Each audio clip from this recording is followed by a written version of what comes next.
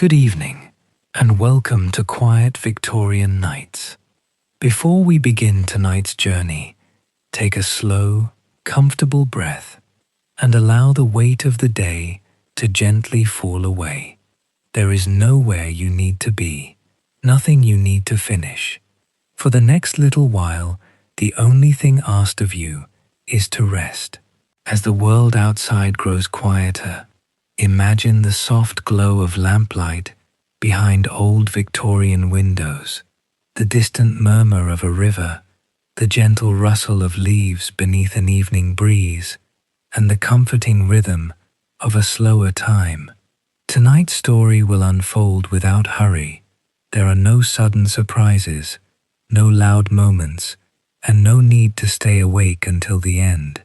If sleep finds you before the final chapter, then the story has done exactly what it was meant to do. So settle into your pillow, let your breathing become slower and softer, and allow your thoughts to drift as naturally as evening mist across the English countryside. Now, our quiet journey begins. In the last week of May, 1893, when the mornings in Aldercombe still held a little of the night's coolness upon the stone walls, the village woke slowly beneath a pale veil of mist that had drifted down from the high moor before dawn and settled itself among the chimneys, the churchyard yews, and the narrow lanes between the cottages. It was nearly 6 o'clock, though the hour had not yet been fully claimed by the day, and the valley lay in that quiet interval when every sound seemed to arrive gently, as if unwilling to disturb the softness that had gathered there overnight. The church bell, high in the square tower of St. Bartholomew's, gave its first measured notes across the dale, not loudly, but with a patient weight that moved over the wet roofs and out towards the sheep fields, where the grass was silvered with dew and the low stone walls ran in uneven lines up the hillside. At the far end of the village, where the lane narrowed and began to turn towards the old packhorse track, Mrs. Constance Adair opened the back door of her cottage and stood for a moment, with one hand resting upon the latch. The door was old oak, darkened by years of weather and the smoke of many winters, and when it opened, it gave the soft, familiar complaint of wood that had swollen a little in damp air and settled again with the seasons. Constance did not hurry through it. She never hurried in the early morning, not now. She let the door stand open behind her and waited while the coolness of the garden came into the house, carrying with it the scent of wet earth, young leaves, and the faint mineral freshness of the stones after mist. The cottage itself was small and plain, built of the same grey-brown Yorkshire stone as the wall that enclosed its garden, with a roof of weathered slate and 2 front windows that looked towards the village lane.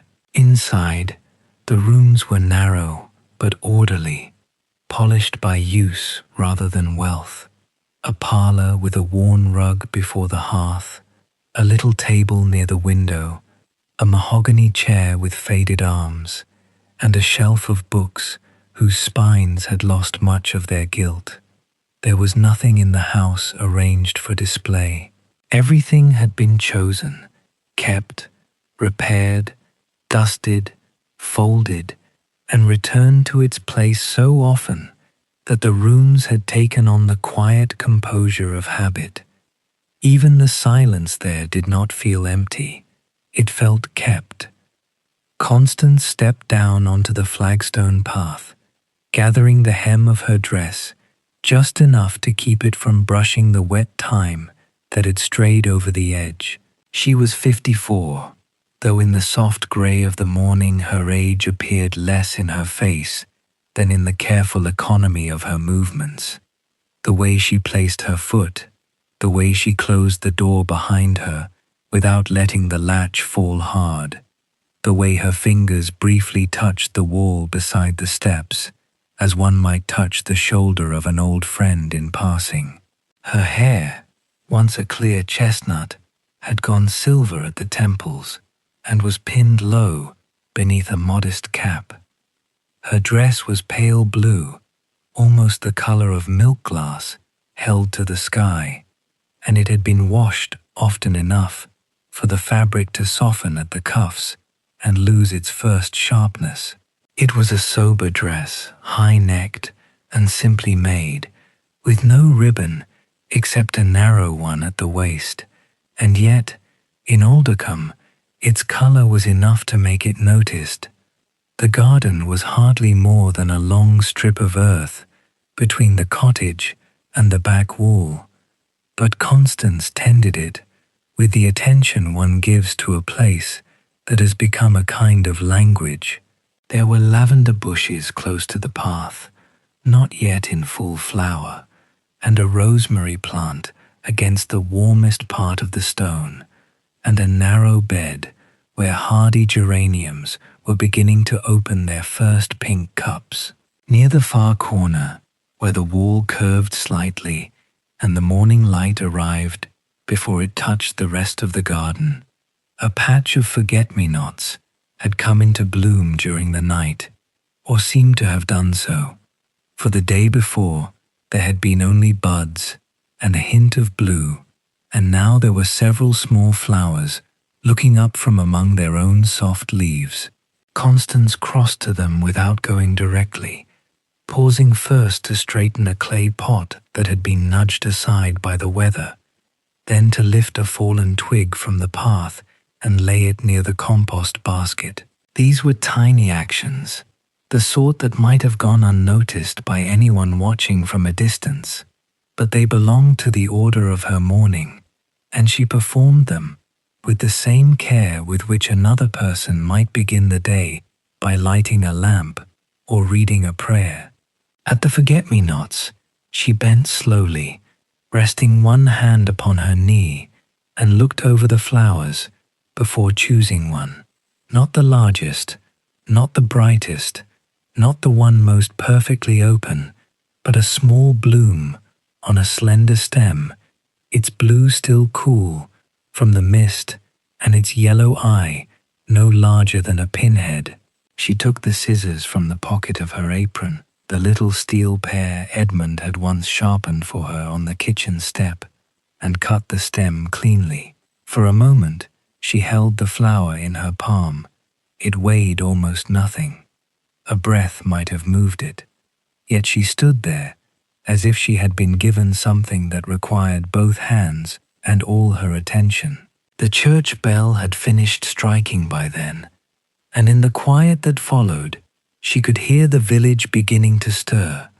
A coal shovel at the Hale cottage across the lane, the faint creak of a pump handle near the yard, the cluck of hens disturbed from sleep, and somewhere farther off the slow turning of cartwheels over damp stone. Carrying the flower carefully, Constance went back into the house. She wiped her shoes on the mat, though there was no mud upon them, and crossed the kitchen, where the range had been laid ready, but not yet lit. The kettle waited on the hob, dark and round-bellied, beside a blue and white cup, turned upside down upon its saucer. She did not make tea at once.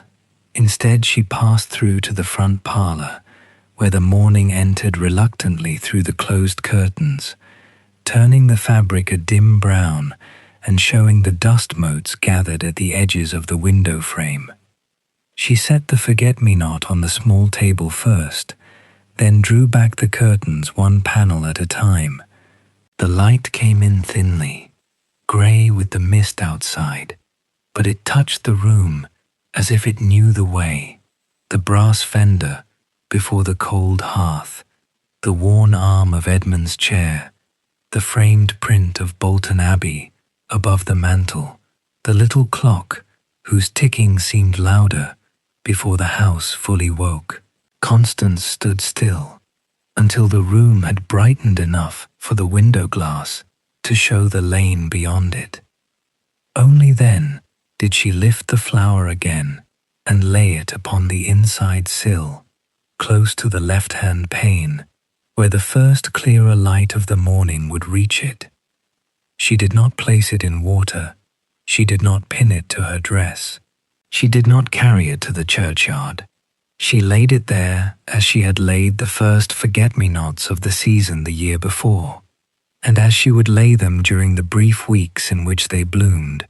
One small flower in the morning, no more than that, a blue point of remembrance in a room otherwise composed of browns, greys, old wood, and quiet air. When it was settled, she adjusted it slightly with the tip of one finger, turning the bloom towards the glass. Nearly a year had passed since Captain Edmund Adair had died in that same house, in the room above the parlour, after the long illness that had taken the strength from his body by degrees and left his voice, towards the end, softer than the whisper of the fire. Aldercombe remembered the funeral well, for villages remember such things, not always cruelly, but thoroughly. It had been a wet day in early June of 1892, with rain gathering along the brim of every hat and making the church path shine dark between the graves.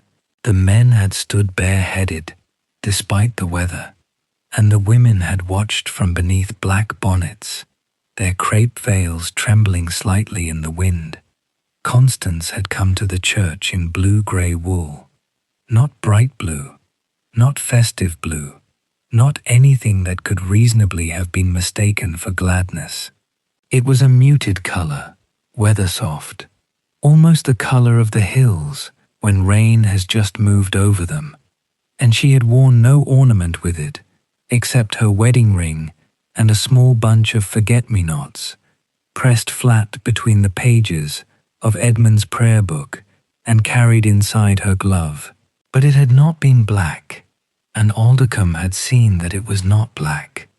In a city, perhaps, one woman's dress might have vanished among 100 impressions. In Aldercombe, where each curtain stirred at the passing of the hearse, and every face at the church door was known by name, such a thing did not vanish.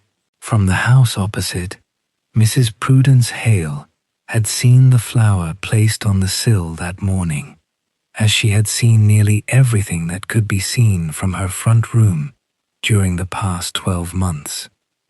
Prudence was not, in her own understanding, a malicious woman. She kept a clean house, paid the baker promptly, sent broth to neighbours who were ill, and took pride in knowing when someone required help before they had the embarrassment of asking for it.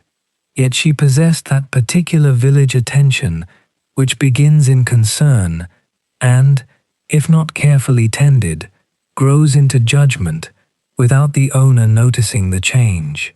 She had risen early to mend a tear in one of her husband's shirts before breakfast, and while the needle moved in and out of the linen, she looked up, as she often did, through the gap between the curtains. Across the lane, Constance's parlour curtains opened. A pale hand appeared briefly at the window. Then the small blue flower was set upon the sill. Prudence's needle paused. The shirt lay across her lap, one sleeve hanging down almost to the floor. Behind her, in the kitchen, Mr. Hale moved a coal scuttle, and the sound came through the house with a dull iron scrape. "She has begun with the flowers again," Prudence said, not loudly. Mr. Hale, who had known his wife long enough to understand when a remark required no answer, and when it required only the smallest one, said from the next room, "Has she?" Prudence made one more stitch, then another, but her eyes remained on the cottage opposite. Constance had stepped away from the window now, though the flower remained visible, a tiny mark of blue against the pale stone sill. The dress, too, had been visible for a moment when she crossed the parlour, that same soft blue, or one near enough to it, modestly cut, and carefully worn, but still blue. "It will be a year next week," Prudence said. The house gave no reply, except the sound of the kettle being set upon the range. Across the lane, Constance moved through her mourning, as if unaware of being observed. She lit the kitchen fire, coaxing it patiently with paper twists and kindling until the coal began to catch. She filled the kettle from the jug, set out 1 cup, then, after the briefest hesitation, set out a second saucer and returned it to the cupboard. She had done that many times in the first months after Edmund's death, and less often now, though on certain mornings the old motion still came before thought. It did not distress her as sharply as it once had. It was simply a remnant of the life her hands remembered better than her mind wished them to. When the kettle began to murmur, she stood by the kitchen window and looked out at the strip of garden, at the place where the forget-me-nots grew under the wall. There were not many flowers yet, only enough to show that the season had turned. In a few days, the patch would be fuller, a quiet scatter of blue among green leaves, and then, for a little while, the garden would seem to hold more sky than earth. Edmund had said that once, standing by the wall, with his shoulders wrapped in a rug, the previous spring, when his breath was already unreliable, and he had needed to rest after crossing even that short distance from the door.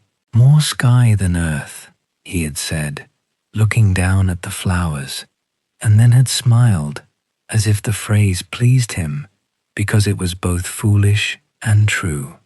Constance took the tea canister from the shelf and opened it. The scent rose warm and faintly bitter, familiar enough to steady the room. She measured the leaves into the pot, poured the water, and covered the pot with the knitted cozy Agnes Gray had made for her that winter. Blue and cream wool, uneven in one corner where Agnes had dropped a stitch and refused to begin again. The sight of that small imperfection always softened something in Constance.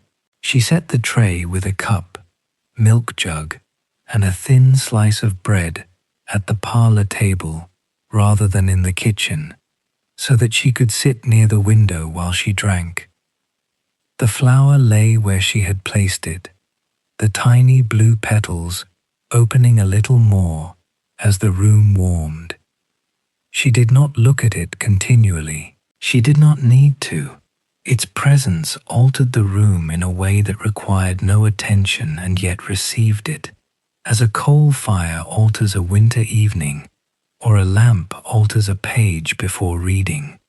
She ate slowly, breaking the bread into small pieces, and listened while Aldercombe came fully awake outside her window. A boy passed with a pail and clattered it against the stones. 2 women exchanged a few words near the pump, their voices softened by the mist. The baker's cart went by, leaving behind the smell of warm loaves beneath its canvas cover, and the old pony's hooves made a patient, hollow rhythm that faded towards the square.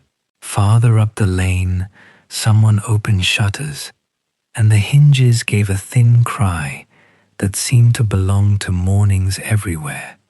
Constance heard all these things without turning her head, and when the light strengthened enough to show the faint reflection of her own face in the window glass, she lowered her eyes to her cup.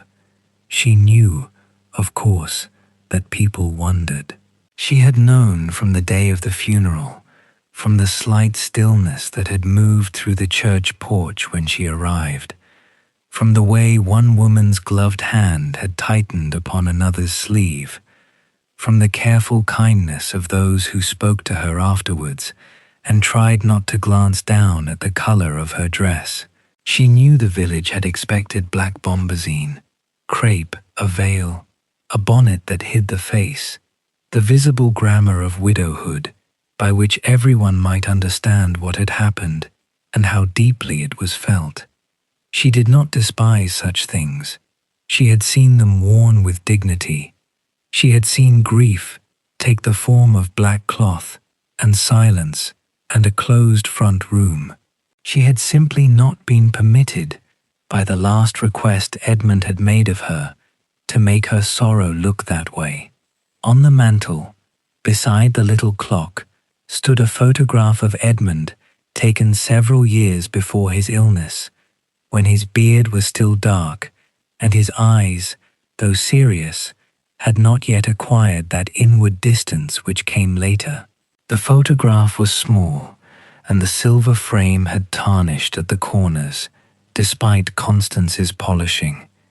She rose after breakfast and touched the frame, not to straighten it, for it was already straight, but because touching it had become part of how she passed through the room. Then she took the empty cup back to the kitchen, rinsed it, dried it, and set it on the shelf. By 7 o'clock the mist had begun to lift. Sunlight, pale but determined, entered the upper edges of the lane and found the wet places on the stones. The village sharpened by degrees. Chimney smoke rose straighter. The church tower emerged more clearly from its veil. Across the lane, Prudence Hale came to her own front step to shake a cloth, and though she did not mean to stare, her eyes moved again towards Constance's window, towards the small blue flower resting there in the newly brightened light. By 8:30, the mist had lifted from the lower road and settled in pale remnants along the distant folds of the hills, where it lay between the fields like uncarded wool. Aldercombe had entered its market morning with the quiet deliberation of a place accustomed to performing the same small duties each week. Shop shutters had been fastened open, striped awnings stretched above narrow windows, and a farm cart stood beside the stone trough, while its chestnut mare drank slowly, disturbing the reflected sky with the soft movement of her mouth. From the bakery came the warm fragrance of loaves newly drawn from the oven, mingling with the greener scents of mint, damp parsley, and young onions arranged upon the vegetable stalls. Constance walked towards the market, carrying a shallow willow basket over one arm. The lane from her cottage curved between low walls whose upper stones were darkened by the night's moisture, and as she passed them, the hem of her dress brushed against ferns growing from the crevices. She had put on a grey wool shawl against the lingering coolness, but it did not entirely conceal the pale blue beneath. Now and then, as the morning light moved between the roofs, the colour appeared in quiet folds at her sleeves and skirt, neither bright enough to demand attention nor dull enough to be mistaken for morning black. She stopped first at Mr. Bell's bakery, where the brass latch was still warm from the baker's hands, and flour lay in a fine white line along the wooden counter. Behind it, cooling loaves rested upon slatted shelves, their brown crusts opening in delicate seams as the heat escaped. Constance chose a small household loaf and waited while Mr. Bell wrapped it in paper and secured the parcel with string. She placed it carefully at the bottom of her basket, where it would not bruise the eggs she meant to purchase later, then thanked him in the same mild voice she had used before Edmund's illness, before the closed curtains and the visitors who had lowered their voices at her door. Mr. Bell watched her leave through the misted glass. He had known Constance for more than 20 years and could remember which seed cake she bought at Christmas, how Edmund preferred a darker loaf, and how the two of them had once waited out a winter shower beneath his awning, without seeming in any hurry for the rain to end. Yet on that morning, as on several mornings before it, His eyes rested upon the blue material visible beneath her shawl. It was not disapproval exactly. It was the unsettled attention people gave to a clock that continued to keep good time, while its hands appeared to be arranged incorrectly. Near the market cross, Mrs. Tukes had spread clean sacking over a trestle table and covered it with early radishes, spring greens, and bunches of herbs tied in damp thread. Drops of water remained in the curled leaves of the lettuces. Constance lifted one, feeling its weight in her palm, and selected a little rosemary as well, though there was already a sturdy plant beside her kitchen door. Mrs. Tukes folded the herbs inside a square of yesterday's newspaper and spoke about the likelihood of rain before Sunday. Only when Constance moved on did she turn towards the woman at the neighboring stall. "She has never once worn it," Mrs. Tukes said, adjusting a row of radishes that required no adjustment. The other woman did not need to ask what she meant.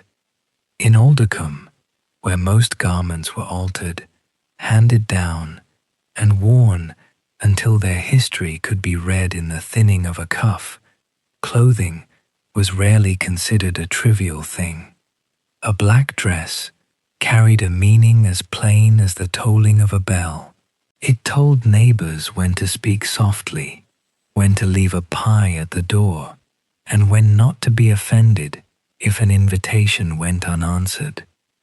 For a widow of Constance's age and circumstances, a year of deep mourning was not a written law, but it was a custom so familiar that few people thought to distinguish it from one. Perhaps she could not afford the proper cloth, the second woman suggested, although without conviction. Mrs. Tukes glanced towards Constance, who was examining a length of cotton tape at the haberdasher's stall. "The dress was made. My sister saw it delivered." This was true. The village dressmaker had completed a black bombazine gown in the week after Edmund's death, with a high collar, plain sleeves, and narrow bands of crepe at the cuffs. It had been carried to the cottage beneath a protective cloth on narrow an afternoon of steady rain. The dressmaker had never spoken of what happened after the delivery, but neither had she seen the gown worn at the funeral or on any Sunday thereafter. The conversation travelled no farther than the distance between two stalls, yet market speech had a way of moving without appearing to be carried. It passed with a handful of coins, paused while potatoes were weighed, and resumed beside the dairy cart, where covered crocks of butter stood in bowls of cool water. No one spoke cruelly. Aldercombe was not, on the whole, an unkind village. Its curiosity grew from the same closeness that caused neighbors to bring coal during illness and gather washing from a line when unexpected rain crossed the valley. They noticed one another because their lives were arranged within sight of the same church tower, beneath the same weather, along roads where every passing cart could be recognized by the sound of its wheels. Still, concern could take on the shape of judgment when it was passed too often from hand to hand. One woman thought Constance had been too composed at the graveside. Another remembered that she had returned a borrowed casserole dish within 3 days, washed and wrapped in a clean cloth. Someone else had seen her pruning the currant bushes before the month of mourning was over. These ordinary acts, which might once have been taken as evidence of steadiness, had acquired a colder interpretation beneath the pale blue dress. At the far end of the square, Agnes Cray sat behind a modest table of sewing goods. She sold packets of needles, cards of buttons, lengths of ribbon, and small pieces of lace made during the winter evenings when the wind came over the hills and pressed against her shutters. She was a broad-faced woman in her late 50s, with silver beginning to show beneath her brown bonnet, and capable hands that could mend a torn glove so neatly that the owner soon forgot where it had split. Constance had known her since they were girls, when both had walked to the parish school, carrying slates beneath their arms, and had shared an apple beneath the yew tree at noon. Constance placed the cotton tape she had chosen upon Agnes's table. Beside it lay a tray of ribbons, arranged by shade: cream, plum, moss green, a muted rose, and one narrow length of blue, resembling the color of rain-washed sky. Her fingers paused over that ribbon for only a moment before moving away. "The blue would suit the work basket," Agnes said quietly. "I have enough ribbon at home." Agnes measured the cotton tape against a yardstick worn smooth at its edges. She did not ask after Constance's sleep, or mention the date approaching in June. Their friendship had survived long enough to understand that kindness did not always require a question. Instead, she wrapped the tape in brown paper, and Constance placed beside it the exact coins before noticing that one of Agnes's cuffs had come loose from its fastening. Without ceremony, she set down her basket, took a pin from the black cushion on the table, and secured the cuff so it would not catch upon the lace. The gesture occupied less than a minute. Constance bent her head. Agnes held her wrist still. Around them, the market continued, with the low calling of prices and the patient stamping of a harnessed horse. When the pin was in place, Agnes touched Constance's hand once in thanks.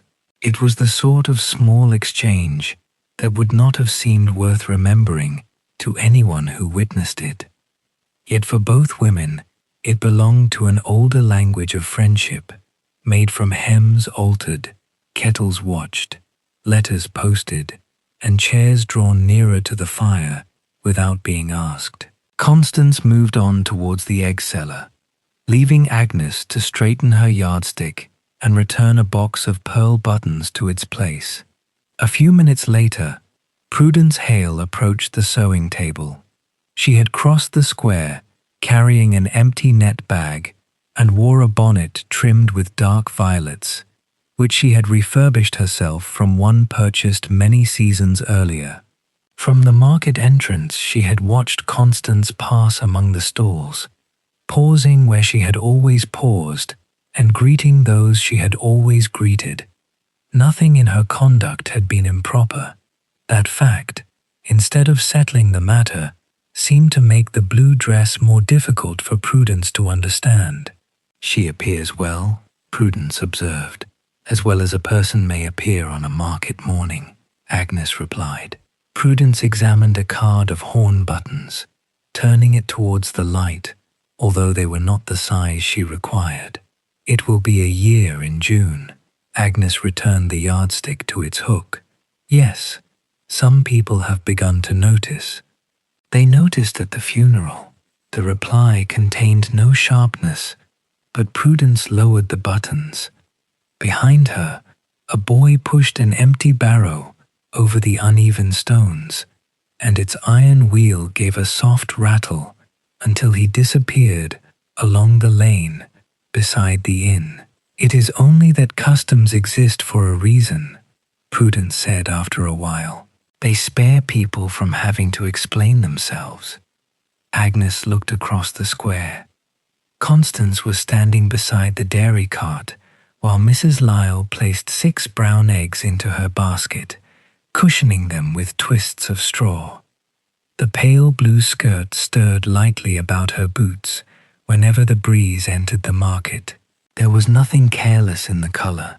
It had been washed so often that the cloth had softened at the seams, and one elbow bore a patch matched with such patience that it could be seen only when the sleeve caught the full light. "Sometimes," Agnes said, Customs cause us to believe an explanation is owed when it is not. Prudence's fingers moved over the rim of her net bag. She had not intended to be unkind. During Edmund's illness, she had sent broth twice and a jar of preserved pears once, though she had left each offering at the door because she did not know what to say inside the quiet house. At his funeral, she had seen Constance standing beneath a grey June sky in a dress the colour of distant rain. She remembered being troubled by it, even then, not because the shade was cheerful, for it was not, but because it refused to give her the reassurance of recognizing grief in its expected form. "People may think she did not love him," Prudence murmured. Agnes's expression changed very little, though her hands became still upon the folded lace. "People should be careful what they measure with a piece of cloth." That was all she said. She did not defend Constance with a story, nor offer the smallest portion of the confidence she had been keeping for nearly a year. She merely lifted the card of horn buttons and returned it to its tray, aligning it with the others. Prudence remained for another moment, looking at the ribbons where they lay in their shallow wooden box. The blue one appeared almost silver beneath the awning, as though much of its colour had been taken by the cloudy light. Across the square, Constance completed her purchases. She tucked the eggs beside the loaf, laid the rosemary on top, and covered everything with a folded linen cloth. Before turning homeward, she stopped at a flower stall kept by an elderly man from a neighbouring hamlet. Most of his plants were practical ones, intended for cottage gardens: thyme, southernwood, feverfew, and young lavender in clay pots. Among them stood a small tray of forget-me-nots, their blue flowers rising over dark soil still damp from watering. Constance did not buy one. She already had the old plants beneath her garden wall, returning by themselves each spring wherever the seeds had fallen. Yet she stood for a little while, with one gloved hand resting upon the handle of her basket, studying the frail stems as they moved in the breeze from the open road. Then she thanked the gardener for letting her look and continued towards home. Prudence saw this from Agnes's stall. She saw too how Constance paused to allow an old shepherd's cart to pass, stepping close to the wall while the wheels pressed through a shallow puddle. When the road was clear, Constance resumed her unhurried walk, the basket upon her arm and the blue dress appearing and disappearing beneath her grey shawl. Nothing in her manner resembled forgetfulness. If anything, she seemed to notice more than those around her: a loose stone before placing her foot, a child waiting to cross, a sprig of rosemary slipping from its paper. The market slowly loosened behind her. Coins ceased to ring upon counters. The first empty baskets were stacked beneath tables. Sunlight reached the upper panes of the inn and gave the old glass a watery gleam. By the time Constance arrived at the cottage, the morning flower remained where she had left it upon the parlour sill. Its petals had opened a little farther in the warmth of the room. She unpacked her basket in the kitchen, setting the eggs in the blue and white bowl, the loaf inside the bread crock, and the rosemary in a cup with a little water. Crumbs from breakfast still lay upon the table. She gathered them into her palm and carried them outside, scattering them beneath the currant bushes before returning to fold the linen covering into its drawer. Each action was small, familiar, and complete. Beyond the front window, anyone passing might have seen the pale movement of her dress and the single blue flower resting in the light. By noon, several people in Aldercombe had spoken of Mrs. Adair's colour, though none had spoken to Mrs. Adair herself. They had considered duty, propriety, expense, affection, and the length of a widow's remembrance. They had found explanations for her choice and quietly discarded each one. Agnes alone knew that the village was looking at the outward edge of a promise whose centre remained hidden.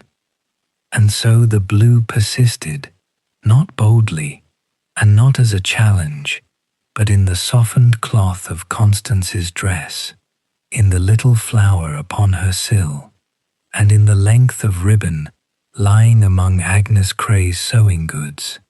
Through the mild afternoon, while Aldercombe returned to its baking, mending, sweeping and tending of gardens, the colour rested among these ordinary things, carrying a meaning the village had noticed but had not yet learned to read. That evening, after the market stalls had been folded away and the last cart from the upper farms had passed through Aldercombe, a light rain began to fall over the village. It came without wind, darkening the road one stone at a time and gathering upon the slate roofs before slipping from their edges in fine, nearly transparent threads. The hills beyond the church disappeared gradually behind a veil of grey, while the houses along the lane drew themselves into the quieter circle of lamplight, supper, and fires replenished against the damp. Constance heard the rain begin while she was standing at the kitchen table, cutting 2 slices from the loaf she had bought that morning. The crust yielded beneath the bread knife with a muted crackle, releasing the faint warmth still held within the crumb. She placed 1 slice on a blue-rimmed plate, spread it thinly with butter, and returned the remainder to the earthenware crock. The rosemary from the market stood in a cup beside the window, and whenever she reached across the table, its clean, resinous scent rose above the homelier smells of bread, cooling iron, and the ashes beneath the grate. She carried her modest supper into the parlour on a wooden tray. During the afternoon the room had grown dim, although the hour was not yet late, for the rain clouds had gathered over the western hills and taken the last brightness from the windows. Constance set the tray upon the small table near the hearth, then knelt to move 2 pieces of coal closer together with the tongs. A little flame appeared between them, narrow and amber, touching the underside of the kettle before settling again into a steady glow. The parlour had changed very little since Edmund's death. His high-backed chair remained on the right side of the fireplace, where the light from the window had once fallen across the book in his hands. The cushion had kept a shallow hollow near its centre, though no one had sat there for many months. On the table beside it lay a brass candlestick, an unread volume of sermons, and the smooth grey pebble Edmund had brought home from a walk beside the beck. Constance dusted each object every Thursday. She never arranged them into a shrine, nor removed them in an effort to make the room belong entirely to the present. They remained because they had found their places during the ordinary course of a shared life, and no new use had yet required those places to change. Before drawing the curtains, Constance looked at the forget-me-not upon the sill. Its stem had softened during the day, and one of its leaves rested flat against the painted wood, but the 5 small petals still retained their colour. Beyond the glass, rain had blurred the cottages opposite into brown roofs, pale walls, and uncertain squares of light. Prudence Hale's front curtains were already closed. Constance lifted the flower with 2 fingers and laid it upon a small white saucer. She did not attempt to preserve it. There were flowers that could be pressed between sheets of paper and kept through many winters But this one had been chosen for a single morning, and she allowed it to belong to that morning alone. She placed the saucer beside the cold teapot, drew the curtains across the window, and fastened them where the fabric had begun to separate from one of its brass rings. She ate while the rain settled more firmly over the house. There was no clock in the parlour beyond the small mantel clock Edmund had wound each Sunday evening, and its measured ticking filled the spaces between the fall of water in the chimney and the faint settling of coal in the grate. Constance had continued to wind it after he died. At first she had done so because the sudden absence of its sound made the cottage feel strangely suspended, as though the rooms were waiting for an hour that would not arrive. Later, the task returned to its place among the usual duties of Sunday evening, beside trimming the lamp wick and setting out clean linen for the week. When she had finished her bread and tea, she brushed the crumbs from the plate and carried the tray back to the kitchen. She washed the cup in a basin of warm water, wiped it with a square of linen, and set it upside down upon the draining board. The knife followed, then the plate. Each was dried and returned to its shelf before she poured the remaining water over the cold ashes in the kitchen range. Through the back window, the garden was a deep, softened darkness. Rain bent the forget-me-nots beneath the stone wall, and the path shone where the water had collected between its worn flags. Constance checked the latch on the back door, lowered the lamp flame, and returned to the parlour. The room seemed smaller, with the curtains drawn, held close by the warmth of the fire and the honey-coloured circle of the lamp.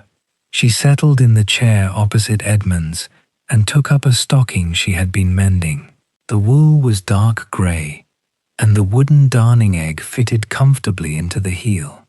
She threaded her needle, smoothed the worn area across the curved wood, and began passing the yarn from one sound edge to the other. Her stitches were usually even. That evening, however, she completed only 3 rows before the needle remained motionless between her fingers. On the mantel stood a small calendar from the village chemist, its page printed with the month of May and an engraving of a seaside promenade above the dates. Several days remained before June, but Constance did not need to count them. Her hands had known the nearness of the anniversary before her thoughts had given it a name. They had known it while choosing the flower in the garden, while passing the blue ribbon at Agnes's stall, and now, while holding a stocking that required no particular attention.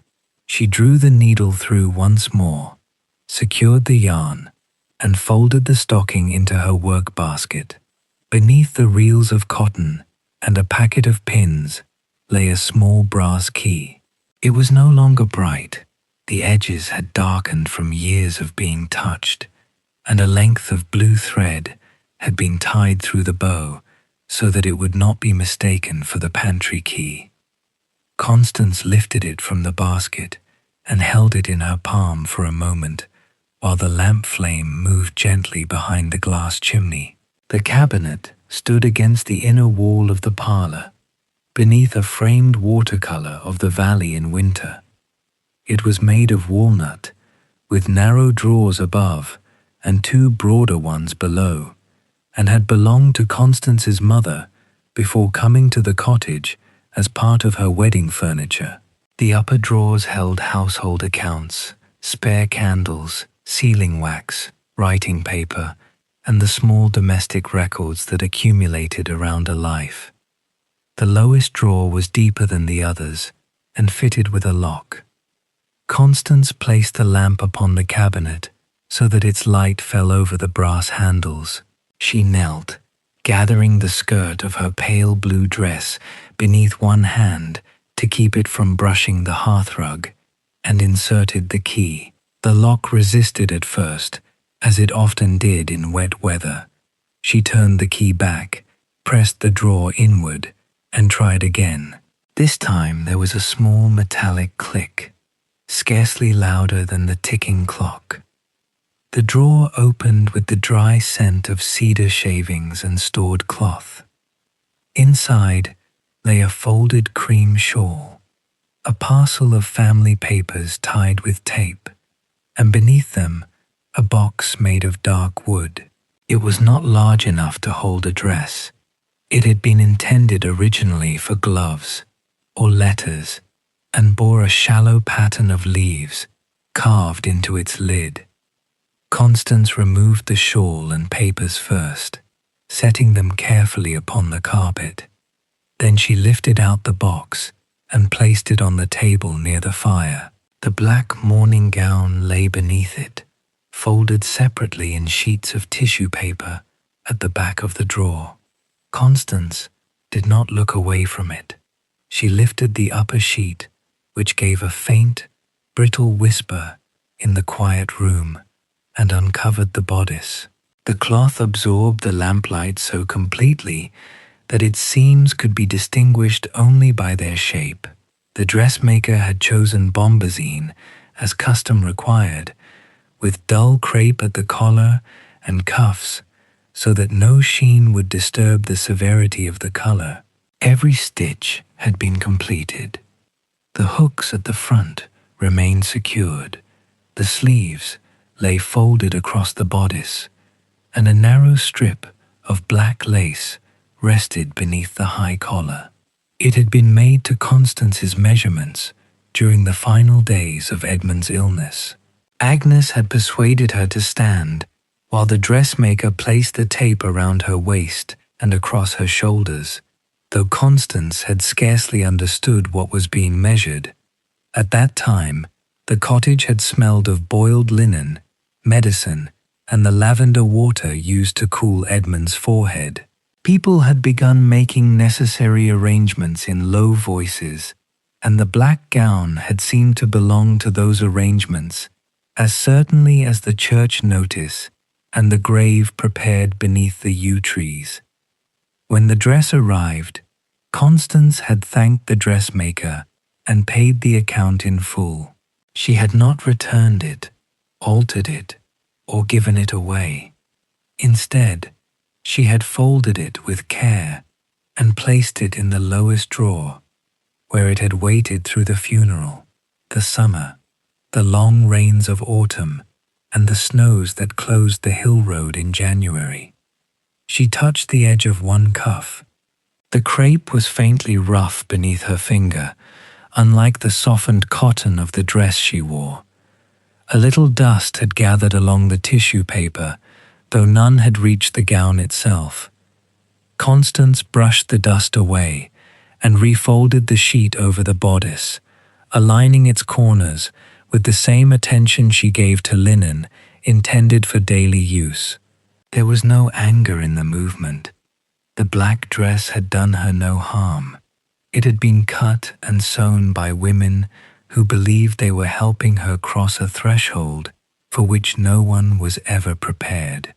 Constance understood this, just as she understood the glances at church and the lowered voices in the market. The gown was not an enemy. It was simply a language others had expected her to speak, and one she had been asked, with great gentleness, not to use. She turned from the drawer to the wooden box on the table. Its small lock was simpler than the lock of the cabinet, and the same brass key opened it. When she raised the lid, the hinges gave a soft sigh. Inside, several objects lay upon faded blue lining, arranged so carefully that there appeared to be a little space around each of them. At the top was a piece of blue wool, no larger than Constance's hand. Its edges had been cut with dressmaking shears, and one corner still held 3 tiny stitches of grey thread. Time had altered the colour to something softer than it had once been, yet beside the mourning cloth, it seemed to contain a portion of open sky. Constance lifted it and laid it across her palm. The fabric came from a dress she had owned more than 30 years earlier. It had been made when her waist was narrower, and her brown hair could be pinned without the aid of silver combs. She had worn it on a September afternoon, when she and Edmund walked beyond the village gate and climbed the lower path towards the ash trees. The dress itself had long ago been altered into a child's coat for a niece, then reduced again into patches and useful squares. Only this small piece remained, because Edmund had found it among her sewing scraps and asked her not to use it. Beneath the cloth lay 3 pressed forget-me-nots. Their stems were nearly colourless, and the petals had faded to a greyish blue, but their shapes remained distinct against the folded paper that protected them. Constance did not touch them. She merely moved the lamp a little nearer, and the flowers' delicate shadows appeared upon the page beneath. Beside them was a narrow ribbon wound into a loose coil. Once it had been the blue of cornflowers. Years of light and handling had softened it almost to silver. One end was creased, where it had been tied around a packet of letters. The other had frayed into threads so fine that they stirred when Constance breathed across the open box. At the bottom lay the final letter.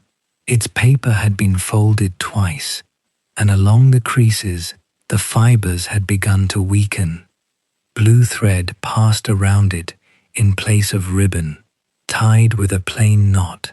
Edmund's handwriting was visible only where he had written her name upon the outer fold. The letters leaned slightly towards the right, as they always had, though the line descended near the end where his hand had tired. Constance placed the scrap of blue wool back in its place. She loosened the thread, but did not unfold the letter immediately. Outside, rain ran from the roof into the stone channel beside the house. Somewhere farther down the lane, a door closed, followed by the fading sound of footsteps and the brief murmur of a voice bidding good night. Then the village settled once more. She carried the letter to her chair and sat with it resting upon her lap. The coal fire had fallen low, leaving a red glow beneath a veil of ash. Across from her, Edmund's chair remained empty, its wooden arms reflecting a little of the lamp's warmth.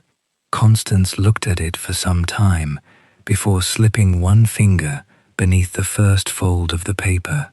She read slowly, though she knew every line. Her eyes did not hurry towards the sentences that mattered most, nor did she avoid them. She allowed the words to arrive in the order Edmund had placed them. First, a practical concern about the garden wall, then a request that she give his heavier coat to a man who could use it, then a recollection of the hill road in September. The tenderness of the letter lived partly in these ordinary matters. Even near the end of his life, Edmund had thought of loose stones, winter clothing, and whether the forget-me-nots would return beneath the wall. When Constance reached the final portion, her thumb rested against the paper's worn edge. She did not read the words aloud. The cottage had held them silently for almost a year, and she let them remain within that silence. Yet when she finished, she turned her face towards the curtained window, as though she could still see the small flower upon the sill and the rain-dark village beyond it. After a while, she refolded the letter along its familiar creases and wound the blue thread around it. She returned it to the bottom of the box, placed the ribbon beside it, and covered the pressed flowers with their protective paper. The piece of blue wool went on top. Before lowering the lid, she smoothed it once with the flat of her hand. The box was locked and returned to the drawer. Constance lifted the mourning gown just enough to replace it more evenly beneath the tissue paper. Its black sleeves remained crossed over the bodice, untouched by wear, still preserving the shape intended for a grief the village would have recognized at once. She laid the cream shawl and the parcel of papers above it, closed the drawer, and turned the key until the lock caught. When she stood, the stiffness in her knees caused her to pause, with one hand upon the cabinet. The lamp cast her shadow across the winter watercolor, covering for a moment the painted road and the small white fields. Then she carried the key back to her work basket and tucked it beneath the reels of cotton. The stocking remained where she had left it. Constance took it up again, fitted the darning egg beneath the heel, and resumed her sewing. The fire gave little warmth now, but the rain had softened, and the room no longer felt closed by the weather. Stitch by stitch, she crossed the worn place with grey yarn until the thin cloth had been made serviceable once more. Before going upstairs, she extinguished the lamp and stood for a moment beside the hearth. The cabinet was only a darker shape against the wall, its lower drawer giving no outward sign of what it held. To anyone passing the cottage the next morning, there would be only the curtains opening at 6, the pale blue dress moving through the parlor, and, if the rain had ceased, another small forget-me-not resting upon the sill. The black gown would remain folded in its paper, neither rejected nor forgotten. Beside it, the wooden box would keep its faded flowers, its scrap of blue cloth, and the letter whose meaning had not yet travelled beyond the room. And while the last rainwater slipped quietly from the eaves, Constance climbed the narrow stairs to bed, leaving the clock to measure the peaceful darkness, one small and faithful beat at a time. During the final days of May, the rain passed eastward beyond the hills, leaving Aldercombe beneath a succession of mild, clear mornings and long afternoons, in which the clouds moved slowly enough for their shadows to be followed across the fields. Water remained in the cart, ruts along the lower road, and the stone walls gave back the night's dampness whenever the sun reached them. In the cottage gardens, currant leaves broadened, rosebuds gathered colour beneath their green coverings, and the forget-me-nots stood a little taller under the weight of fresh flowers. Constance spent much of those days outside. After breakfast, she tied a plain linen apron over her blue dress, carried a basket of tools from the wash-house, and worked along the beds beneath the garden wall. She loosened the soil around the lavender with a short-handled fork, removed small weeds from between the onions, and trained the youngest stems of the climbing rose against their wooden support. Nothing was done quickly. She paused often to press the earth around a root with her fingertips, or to examine the underside of a leaf before deciding whether it required attention. The garden was narrow but deep, extending from the back of the cottage towards a small orchard of 4 apple trees. Edmund had planted the youngest of them during the first spring of their marriage. Its trunk had thickened and bent slightly towards the south, and by 1893 its branches reached over the stone path, carrying clusters of pale blossom that loosened whenever the breeze moved through them. Constance swept the fallen petals from the flags each afternoon, though more had usually descended before she returned the broom to the wash-house. Near the front of the property stood a low wooden gate, painted green many years before, and weathered now to a soft grey at its upper edges. The gate opened onto the road leading through Aldercombe, past the church and market square, before descending across the valley and rising again towards the distant moor. Constance had crossed that road thousands of times, carrying purchases, visiting neighbors, walking beside Edmund, or returning in winter with her hands tucked beneath her cloak. Yet in the hour before supper, when her work in the garden was done, she had lately begun to remain beside the gate. She did not lean over it as though expecting a visitor. She simply rested one hand upon the smooth wooden rail and looked beyond the cottages towards the opening between the hills. From there, she could see a strip of road appearing and disappearing among the hawthorn hedges. A farm cart might travel across it, no larger at that distance than a dark box moving through the green, or a solitary figure might pass between the walls with a bundle over one shoulder. Most evenings there was nothing upon it at all. The view altered with the weather. After rain, the road shone faintly beneath the lowering sun. On dry evenings, dust softened its pale surface and settled upon the bordering nettles. When clouds crossed the valley, one hillside darkened while the other remained in light, and the church tower stood between them, with its western face glowing against the grey.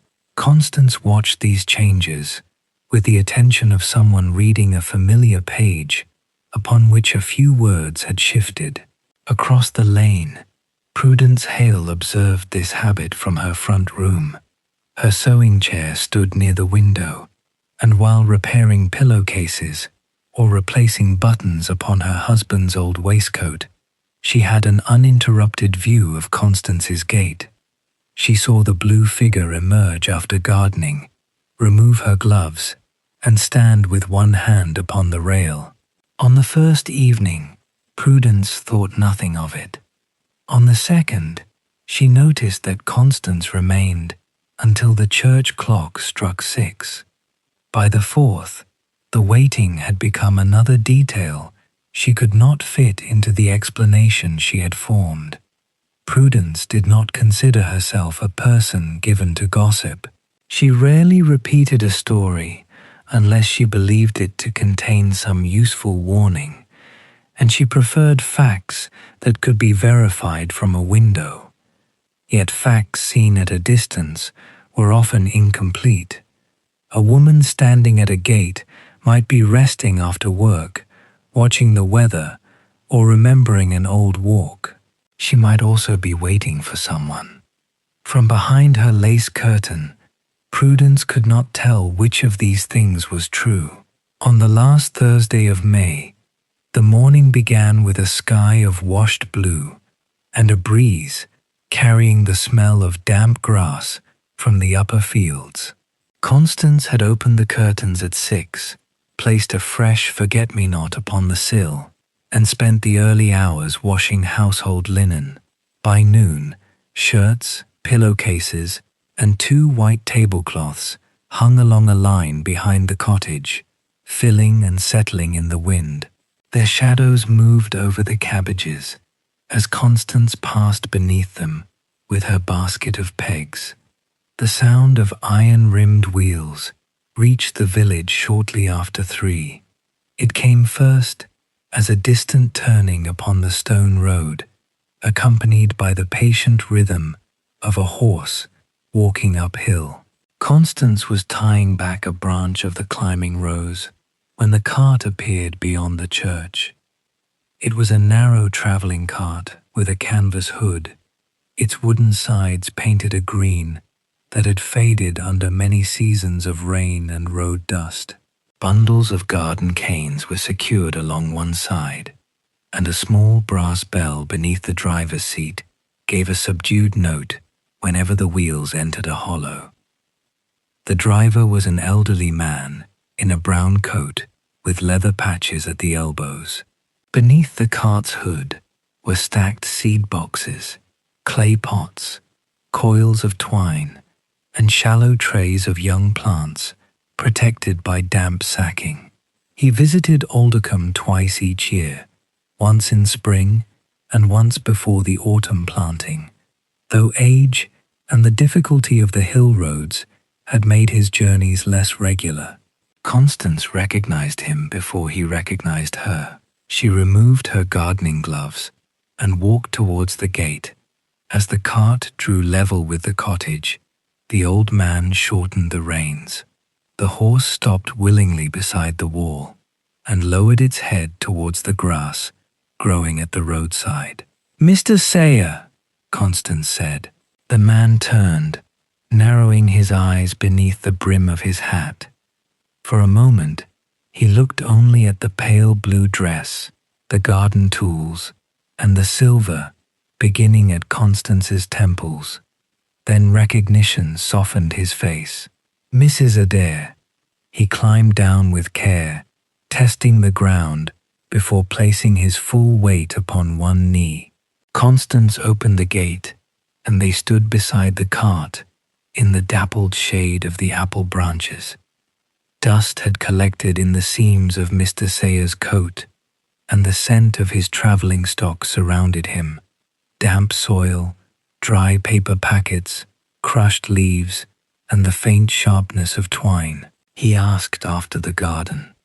Constance showed him the rose against the wall and mentioned that the winter wind had loosened part of its support. He selected a stronger length of cord from the cart and cut it with a small folding knife. While he measured the piece between his hands, his attention moved towards the bed of forget-me-nots beneath the stone wall. "They have taken well," he said. Constance looked at the small blue flowers stirring among their leaves. "They return wherever they please."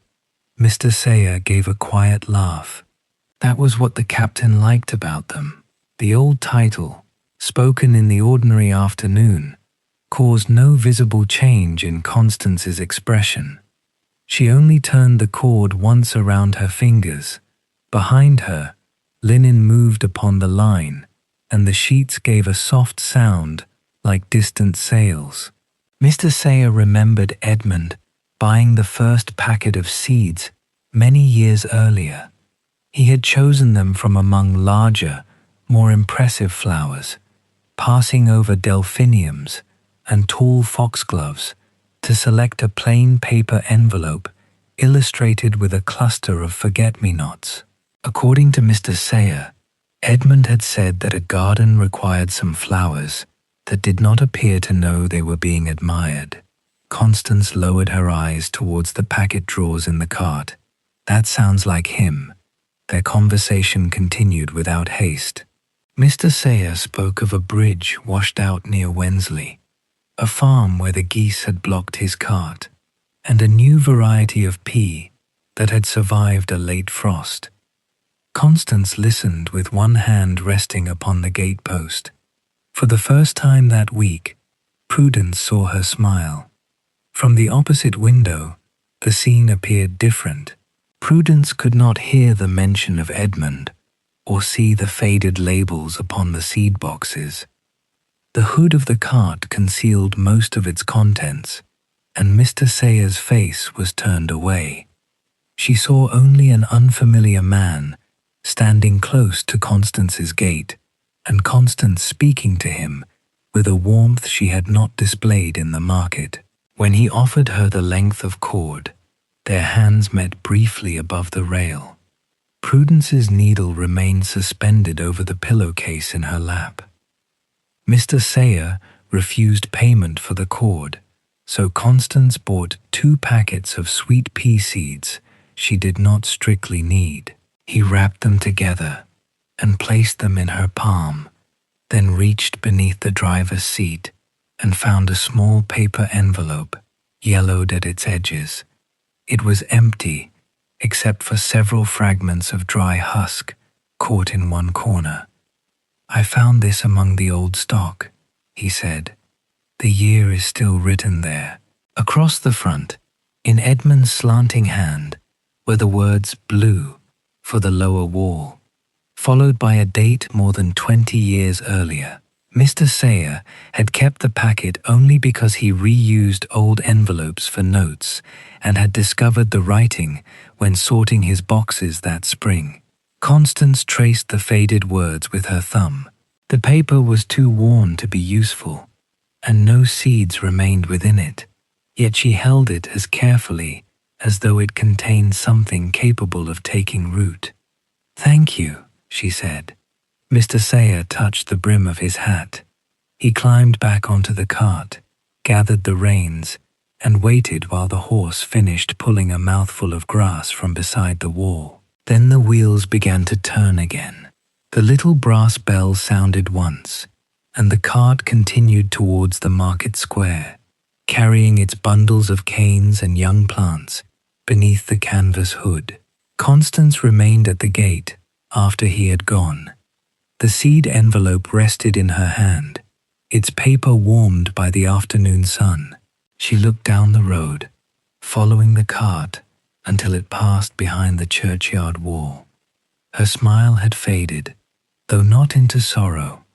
What remained upon her face was quieter and more difficult to name, a tenderness shaped by the survival of an ordinary piece of handwriting. Prudence stepped back from her window before Constance could look across the lane. She placed the unfinished pillowcase in her work basket and went to the kitchen to add coal to the range, though the fire required none. The image followed her, the unknown visitor, the exchanged object, the smile beside the gate. By the time the kettle began to warm, uncertainty had already arranged these details into a story. Later that afternoon, Prudence went to the baker's for a half loaf. She did not say that Constance was expecting another man, for even in her uneasiness, the phrase seemed too harsh. She merely asked Mr. Bell whether he knew the traveller with the green cart. Mr. Bell thought he might be a dealer from beyond Leyburn. Mrs. Tukes, who had entered for currant buns, remembered seeing such a cart several years earlier, but could not recall the driver. "He stayed some while at Mrs. Adair's gate," Prudence said. The baker folded paper around her loaf. Mrs. Tukes examined the currant buns beneath their glass cover. No one added anything unkind, but the pause that followed held enough space for suggestion. When Mrs. Tukes left the bakery, she carried not only the buns but also the impression of a pale blue dress, an unfamiliar man, and a widow smiling near the anniversary of her husband's death. The story moved only a little that evening. It did not become an accusation, nor was Constance's name spoken in every house. It travelled as a question softened by good manners. Had someone visited the cottage? Was he known to her? Had Mrs. Adair been standing at the gate for his arrival? Each person who repeated it removed one certainty and added another possibility, until Mr. Sayer's seed cart became less distinct and Constance's quiet habit of watching the road acquired a meaning it had never possessed. At home, Constance knew nothing of this. She returned to the garden and used the new cord to secure the rose. The branch had rubbed against the wall during the previous night's rain, loosening a scatter of pale grit upon the path. She lifted it gently, passed the cord around the wooden support, and tied a knot loose enough to allow the stem to thicken. When she had finished, she stood back to make certain that no thorn pressed against the binding. The old seed envelope remained in her apron pocket. Each time she bent or reached, she heard the faint dry sound of its paper. Before going indoors, she carried it to the parlour and placed it in the wooden box, not beneath the letter, but beside the pressed flowers. It belonged there without changing anything already kept within. Then, as the sun lowered towards the western ridge, Constance returned to the gate. The road beyond Aldercombe was empty now.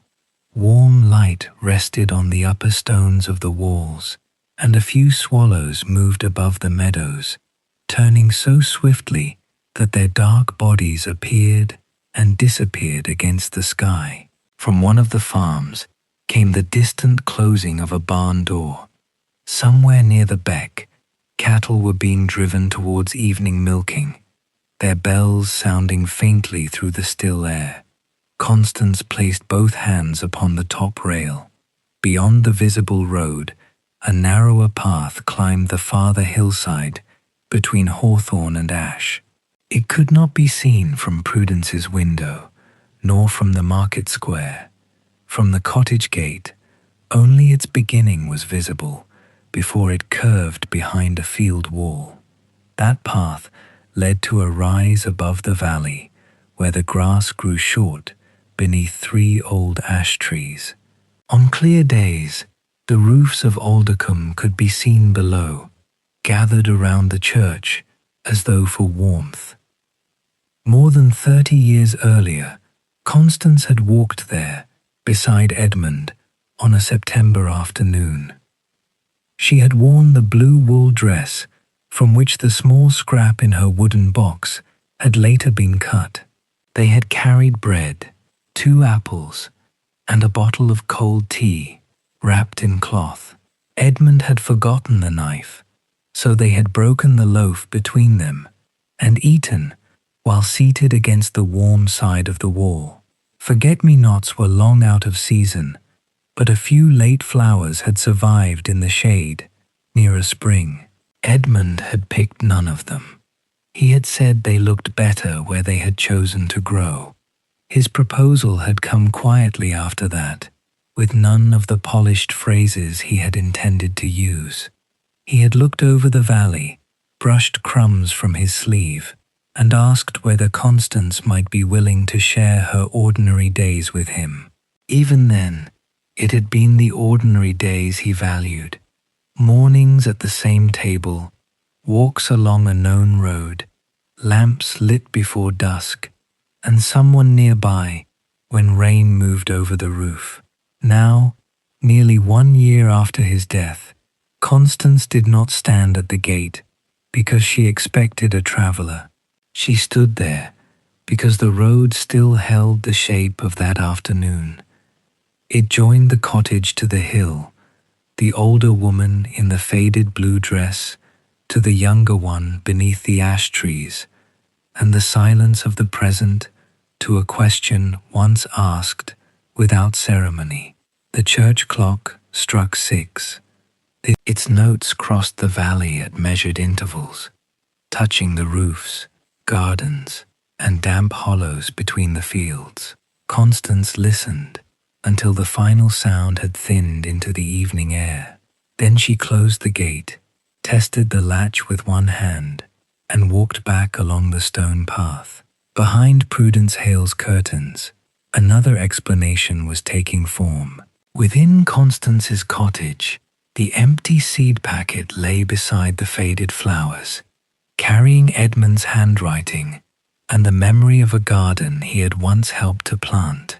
And beyond the village, the road climbed quietly towards the ash trees, asking nothing of anyone who passed, while the last light remained upon it a little longer before the hills gathered it away.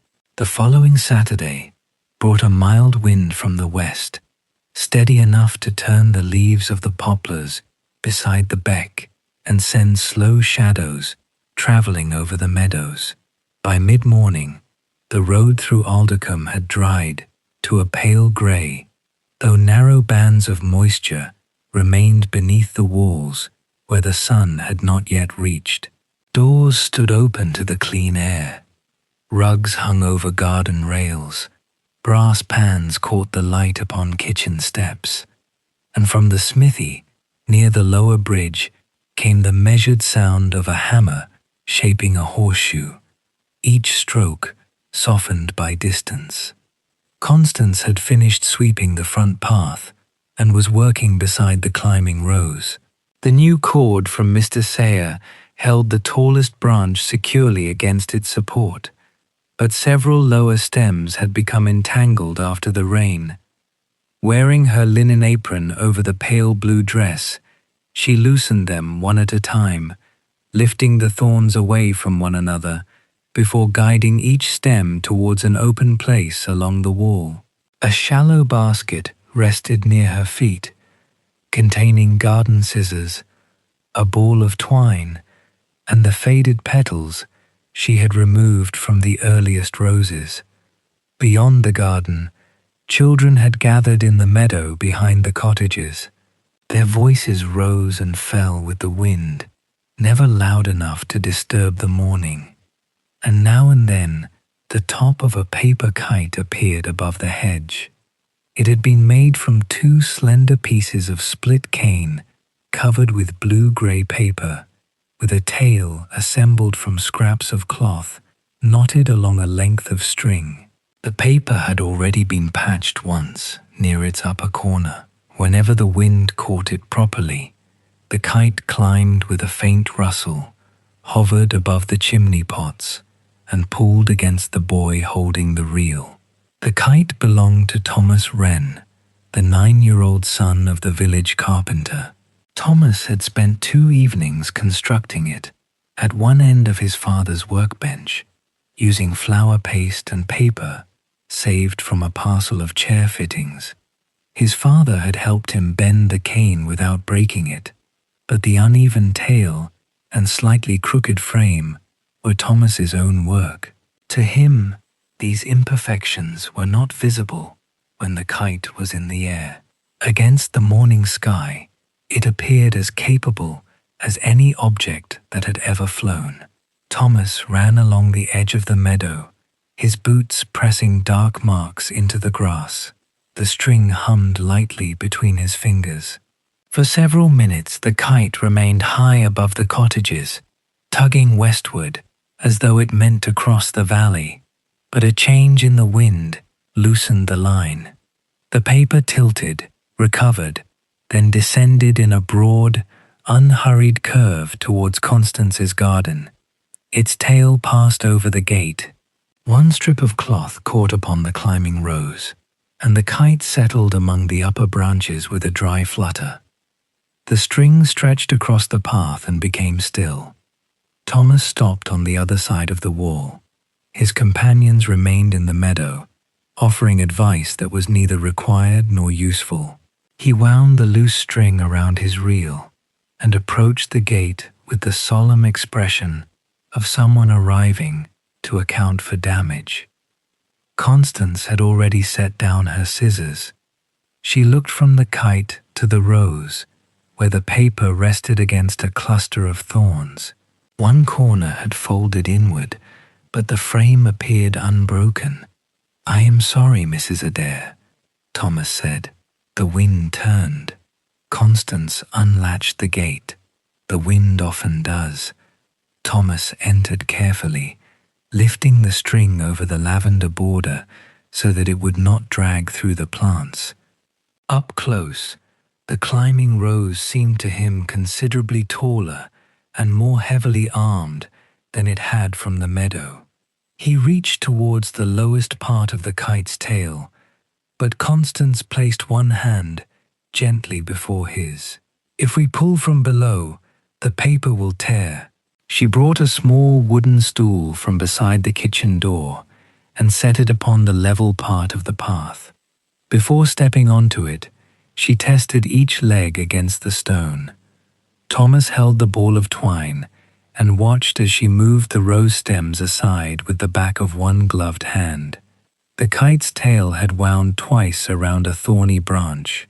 Rather than tugging at the cloth, Constance loosened the first knot in the tail and drew the strip free, then passed the string beneath the branch until the tension eased. The work required patience. Each time the wind entered the garden, the paper lifted and settled again, catching upon a different thorn. Constance waited for the air to grow still before moving it. Thomas, who had expected either a swift rescue or an immediate tearing, gradually ceased shifting from one foot to the other.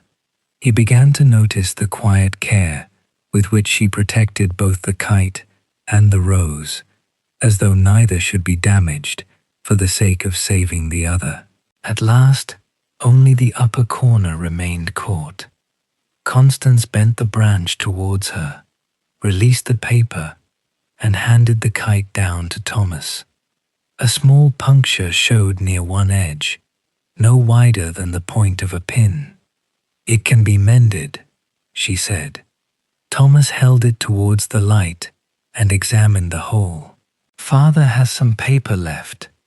Constance stepped from the stool and returned it to the wall. One of the rose branches had been pulled from its support, so she took a short length of twine from the basket and tied it back into place. Thomas remained beside her, turning the reel slowly in his hands. The other children had gone towards the beck, their attention already claimed by something beyond the hedge. The front garden seemed different without their voices. Bees moved among the lavender buds. A pale moth rested beneath a currant leaf, and from inside the cottage came the steady ticking of the mantel clock through the open window. Upon the parlour sill lay that morning's forget-me-not, its small blue face turned towards the garden. Thomas noticed the flower first, then he noticed Constance's dress. Children in Aldercombe understood the meaning of black clothing without being formally taught. They saw it at funerals, in church pews, and upon widows who passed through the market with crape at their cuffs. Thomas's mother had worn black for several months after the death of an aunt in Ripon, though Thomas had met the aunt only once and remembered chiefly that she kept sugared almonds in a glass jar. He looked down at the pale blue folds visible beneath Constance's apron. His question came without the careful preparation an adult might have given it. "Why do you never wear black, Mrs. Adair?" Constance's fingers stopped upon the knot she had been tightening.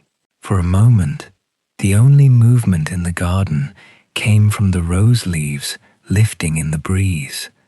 Thomas saw the pause and lowered his eyes to the reel. "I ought not to have asked." Constance finished the knot before answering. She removed her gardening gloves, laid them in the basket, and carried the stool into the shade beside the cottage wall. A low stone bench stood there beneath the front window, warmed along one end by the sun. She sat upon it and brushed a few fragments of dried leaf from the place beside her. Thomas understood the invitation and sat down, keeping the kite upright between his knees. From the bench, they could see over the garden wall, towards the meadow and the hills beyond. A line of washing moved behind a neighbouring cottage, white sleeves rising and falling as though making slow gestures to the wind. "People have been wondering," Thomas said. "Yes," Constance replied. "I believe they have." There was no displeasure in her voice, which made him bolder. He ran one thumb along the wooden rim of the reel. "Mrs. Tuke said a widow ought to wear it for a year, but Mother told her not to speak of such things where children could hear." Constance looked towards the rose she had just secured. "And did that prevent you from hearing?" "No." The smallest suggestion of a smile appeared at the corner of her mouth. Thomas relaxed and leaned the kite carefully against the wall. "Do you like black?" she asked. He considered this with more seriousness than he had given to the original question. His Sunday boots were black, as was the iron range in his mother's kitchen, and he had no objection to either. Yet those did not seem to be the sort of black Constance meant. "Not in clothes," he said at last. "It makes me think of rooms without windows."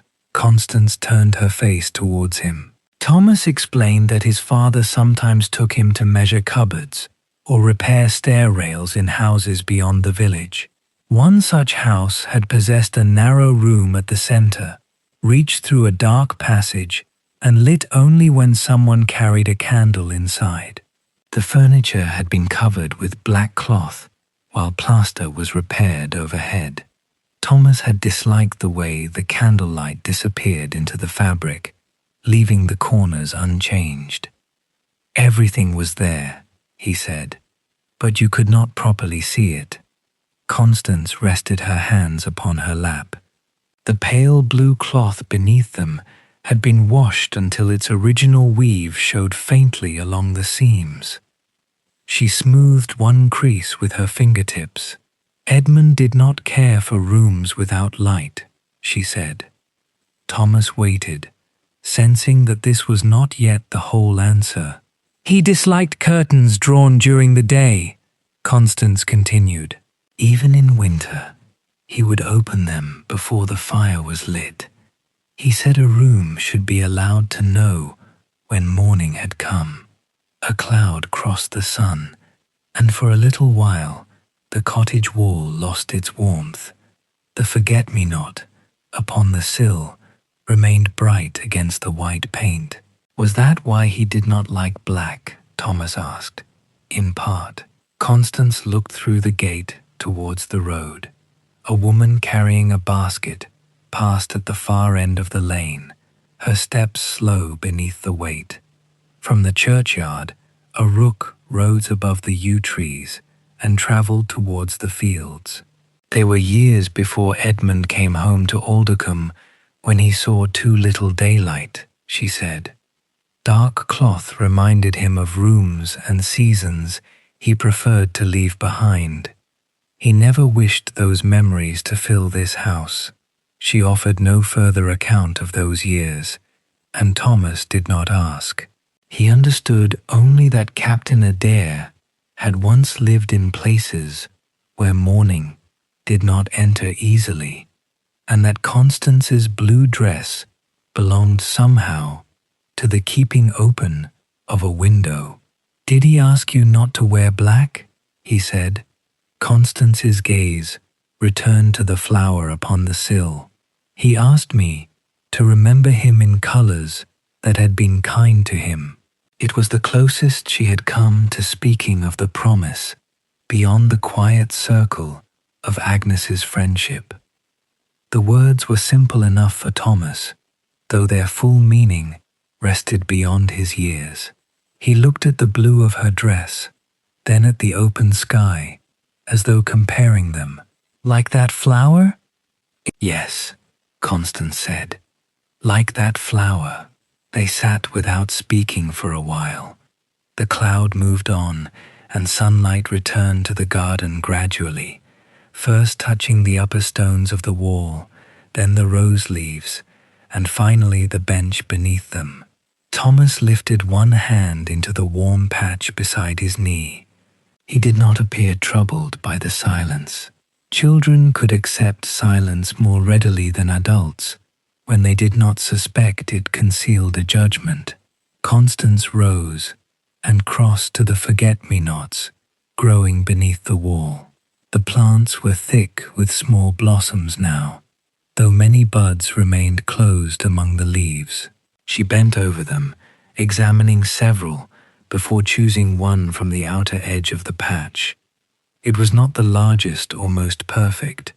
One petal was slightly narrower than the others, and a bead of water remained where the stem joined the leaf.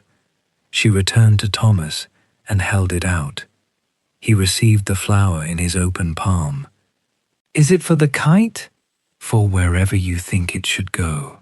Thomas studied the kite, then the flower. Tucking it beneath the string might crush it, and placing it in his pocket would certainly do so. After some thought, he loosened the top button of his brown jacket and slipped the stem through the buttonhole. The blue petals rested against the worn cloth, small but unmistakable. Constance adjusted the stem so it would not fall. The gesture reminded her of fastening Edmund's collar before church, though she allowed the memory to pass without following it farther. Thomas picked up the kite and carried it towards the gate. Before leaving, he turned back. "I do not think blue means you have forgotten him," he said. Constance stood beside the basket of garden tools, one hand holding her gloves. "Thank you, Thomas." He went into the lane with the kite beneath his arm, rather than attempting to fly it again. The forget-me-not trembled in his buttonhole as he walked, and the reel knocked softly against his knee. By the time he reached his father's workshop, the small flower had become the most carefully guarded part of the damaged kite. Mr. Wren was planing the edge of an oak board near the open doors. Long curls of pale wood lay around his boots, carrying the clean, dry scent of timber into the yard. Thomas placed the kite upon the workbench and asked for a piece of paper to mend the puncture. While his father cut a patch, he noticed the flower on the boy's jacket. Thomas told him only that Mrs. Adair had given it to him after rescuing the kite. He did not repeat everything she had said. Some instinct, not yet a promise, but something close to one, led him to keep the conversation on the stone bench within the boundaries of Constance's garden. That afternoon, Thomas repaired the paper and waited for the paste to dry beneath a smooth offcut of wood. The forget-me-not stood in a small cup of water beside him. When the kite was ready, he carried it home instead of returning to the meadow, for the wind had begun to settle and the evening meal was near. Across the lane, Prudence had seen Thomas enter Constance's garden and leave with the flower at his coat. Later, while drawing water at the pump, she heard from another child that his kite had fallen among Mrs. Adair's roses. Nothing in this account supported the story that had begun forming around Mr. Sayer's visit. Constance had not been waiting for a secret caller. She had been tying a rose, rescuing a child's kite, and giving away one of the flowers Edmund had once planted. Yet Prudence's uncertainty did not disappear. It merely changed its shape. The blue dress could no longer be dismissed as carelessness, for it seemed to belong to something Constance tended as faithfully as her garden. Prudence began to wonder whether the color carried a meaning she had never been invited to understand. Near sunset, Constance gathered her tools and returned them to the wash-house. She swept the last rose clippings from the path, emptied them upon the compost heap, and washed the garden soil from her hands in the kitchen basin. Before closing the parlor curtains, she removed the morning's flower from the sill and placed it upon the white saucer. Through the open window came the smells of cut grass and distant wood shavings. Somewhere along the row of cottages, Thomas's mother called him in from the yard. A door closed gently, and the village drew nearer to its evening fires. Constance touched the edge of the blue petal with one finger. Edmund's dislike of darkness had been spoken aloud at last, though only in the smallest measure, and to a child who had compared black cloth to a room without windows. The explanation was incomplete, but incompleteness did not always make a thing untrue.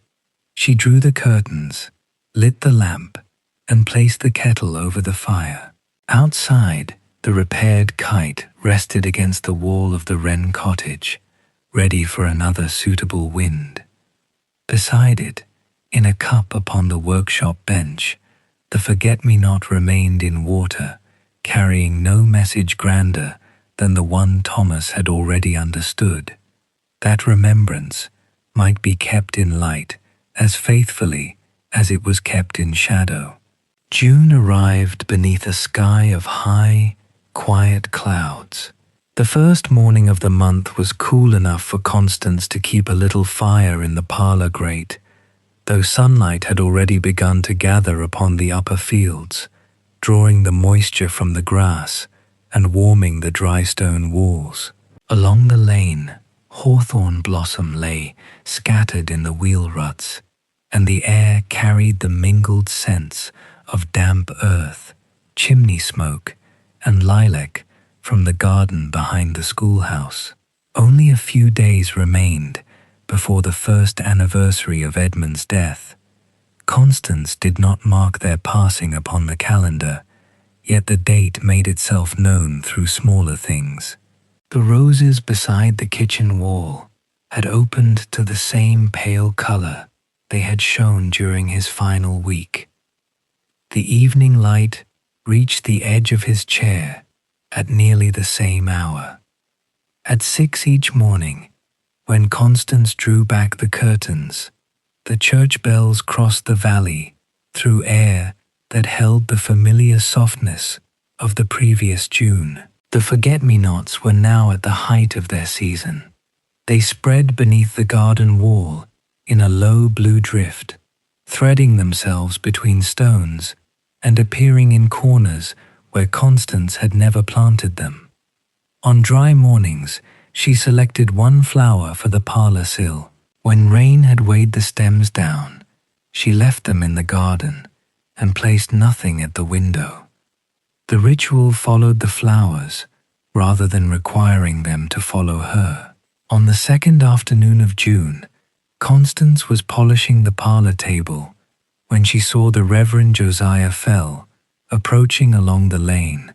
His black coat moved about his narrow frame as he walked, and beneath one arm he carried a worn leather case containing parish notices, letters, and the small notebook in which he recorded his visits. At the gate he paused to remove a pale hawthorn petal from his sleeve before lifting the latch. Constance set aside the polishing cloth and opened the front door. "Good afternoon, Mrs. Adair." "Good afternoon, Reverend." He asked whether he might come in for a few minutes. Constance stepped aside, and he entered with the careful manner of a man accustomed to visiting rooms where illness, bereavement, or private trouble might be waiting. He placed his hat upon the hall table and wiped his boots upon the mat, though the road was dry. Josiah Fell had served Aldercombe for 17 years. He had christened children who now sat with their own families in the church, read prayers beside sickbeds, and walked behind more coffins than he cared to count. He was not severe by nature. His voice was mild, his habits orderly, and each winter he quietly paid for coal to be delivered to 2 cottages whose occupants believed it came from a parish fund. Yet he trusted forms, because forms had often helped him when words failed. A burial service, a black sleeve, a fixed period of mourning. These gave sorrow a recognizable shape and allowed a community to know how it ought to behave. Constance led him into the parlor. The small fire had settled into a red glow, and the room held the scents of beeswax, old walnut, and the forget-me-not resting upon the sill. Afternoon light entered through the front window, touching the brass candlestick beside Edmund's chair and revealing the fine marks left by years of cups and books upon the table. The Reverend looked towards the flower before taking the chair Constance offered. He did not choose Edmund's. No visitor ever did, though Constance had never asked anyone to avoid it. She went to the kitchen to prepare tea. Water had already been warming on the range, and she added a little from the jug before carrying the kettle to the brown earthenware pot. As the leaves steeped, she arranged slices of bread and seed cake upon a plate. The cake had been baked 2 days earlier and was beginning to dry at its cut edge, so she placed the fresher slices towards her guest and kept the end piece for herself. Through the open door, she could hear Josiah turn a page in his notebook. The sound was followed by the soft closing of its cover. He had come, he told himself, to ask after her health and to remind her of the memorial prayers that would be said on the following Sunday. The question of her clothing need not be raised unless the conversation offered a natural place for it. Yet as Constance returned carrying the tea tray, Her pale blue skirt passed through a bar of sunlight, and the color became impossible for him to ignore. She set the tray down and poured the tea. The familiar domestic sounds eased the stillness. China meeting wood, the small silver spoon against the sugar bowl, and the quiet stream from the pot. Josiah accepted milk but no sugar. Constance handed him the plate of cake, then sat opposite with her own cup resting between both hands. He began with parish matters. The church roof had held through the spring rains, though one gutter required repair. Mrs. Wren had offered to provide flowers for Sunday, and the school children were practicing a hymn for the summer service. Constance listened, asking once whether the damp had returned near the vestry door. Her attention was steady, and nothing in her manner suggested that she wished the visit shortened. At last, Josiah placed his cup upon its saucer. "I wished also to see how you were keeping, with the anniversary so near."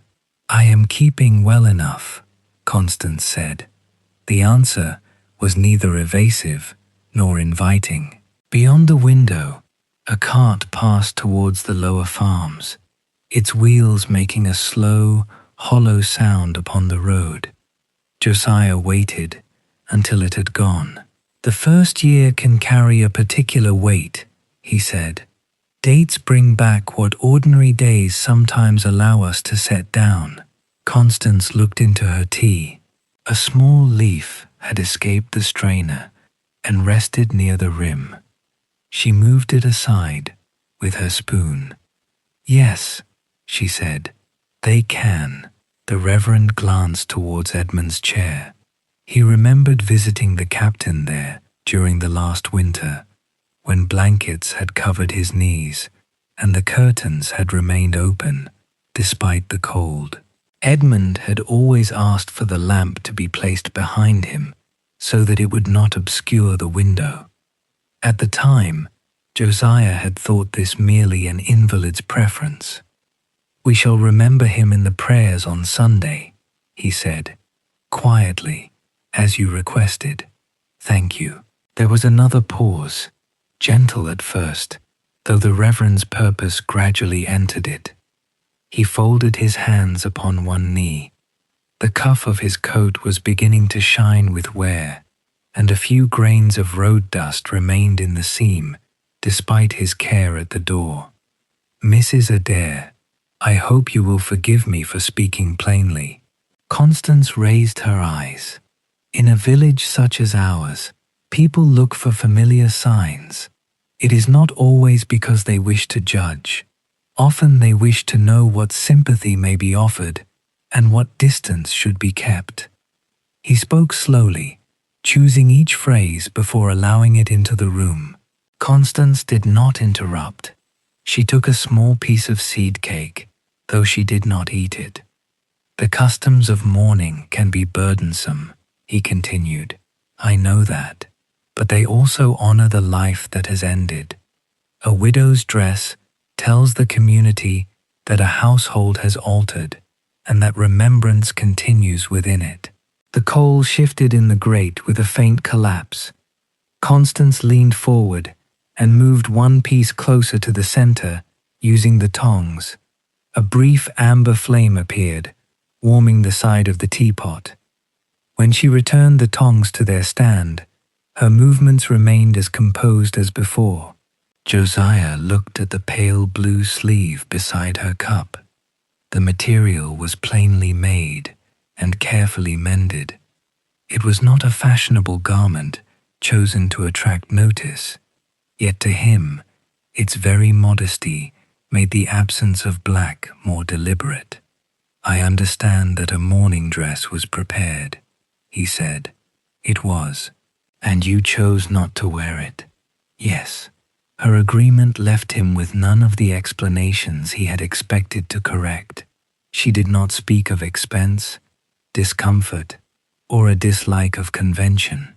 She merely acknowledged the dress and her decision.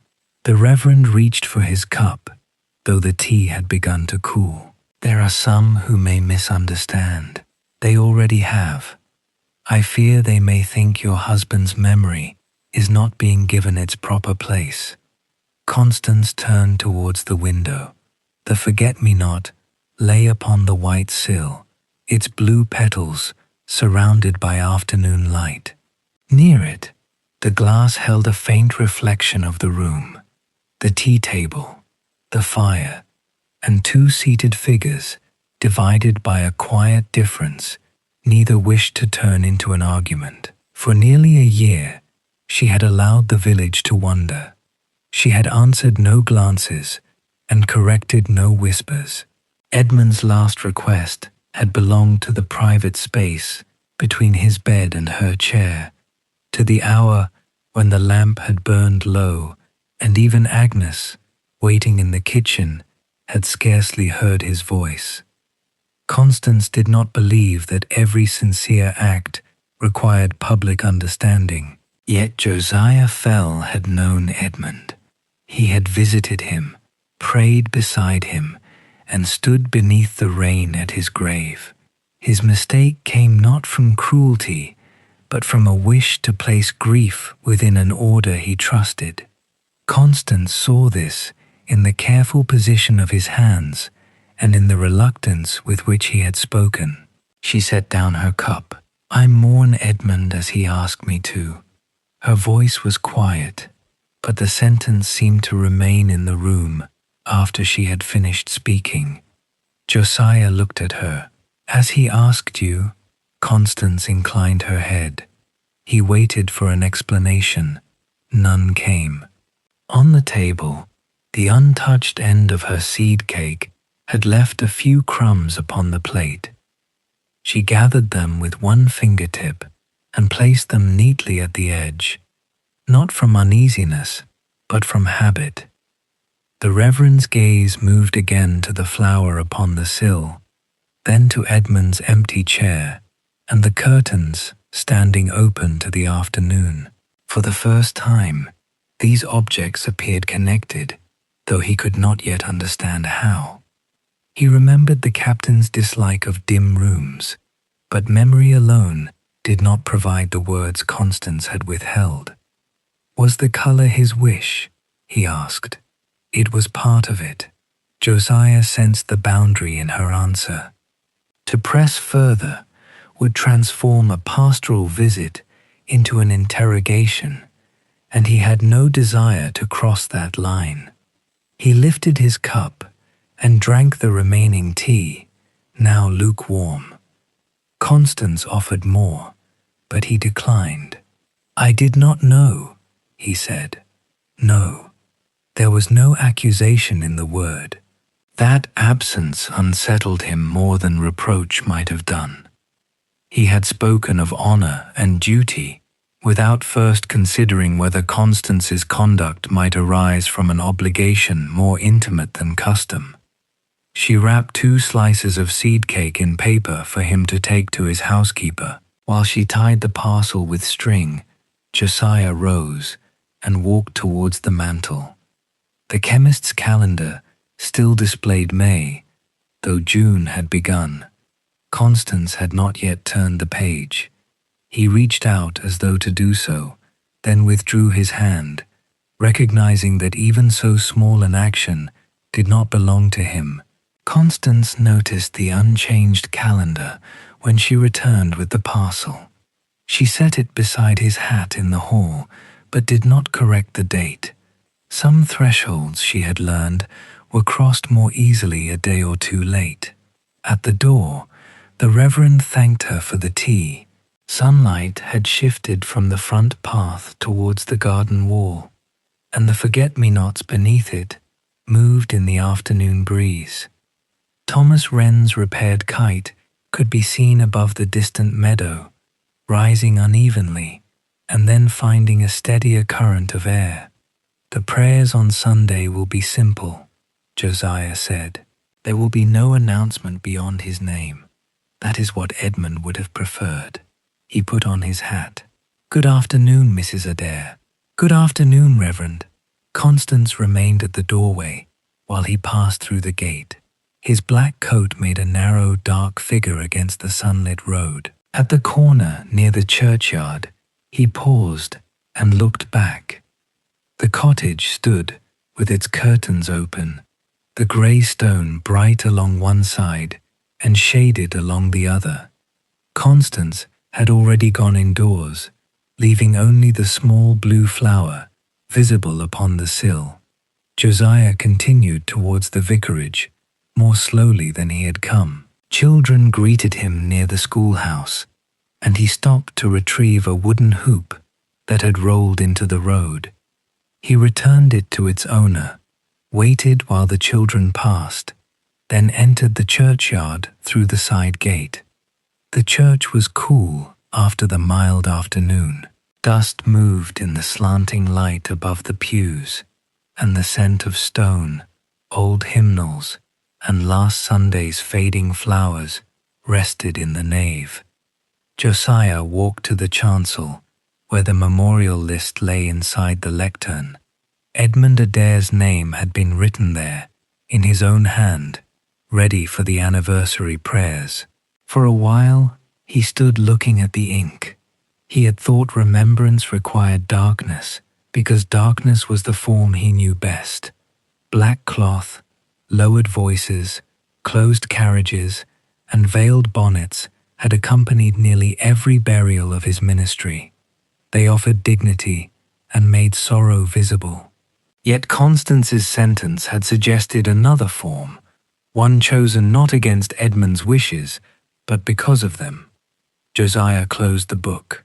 He did not yet believe custom mistaken, nor did he fully release his concern. Understanding seldom arrived all at once. It entered more like daylight, through a narrow window, first revealing the outlines of things and leaving their deeper colors for later. At the cottage, Constance cleared the tea things.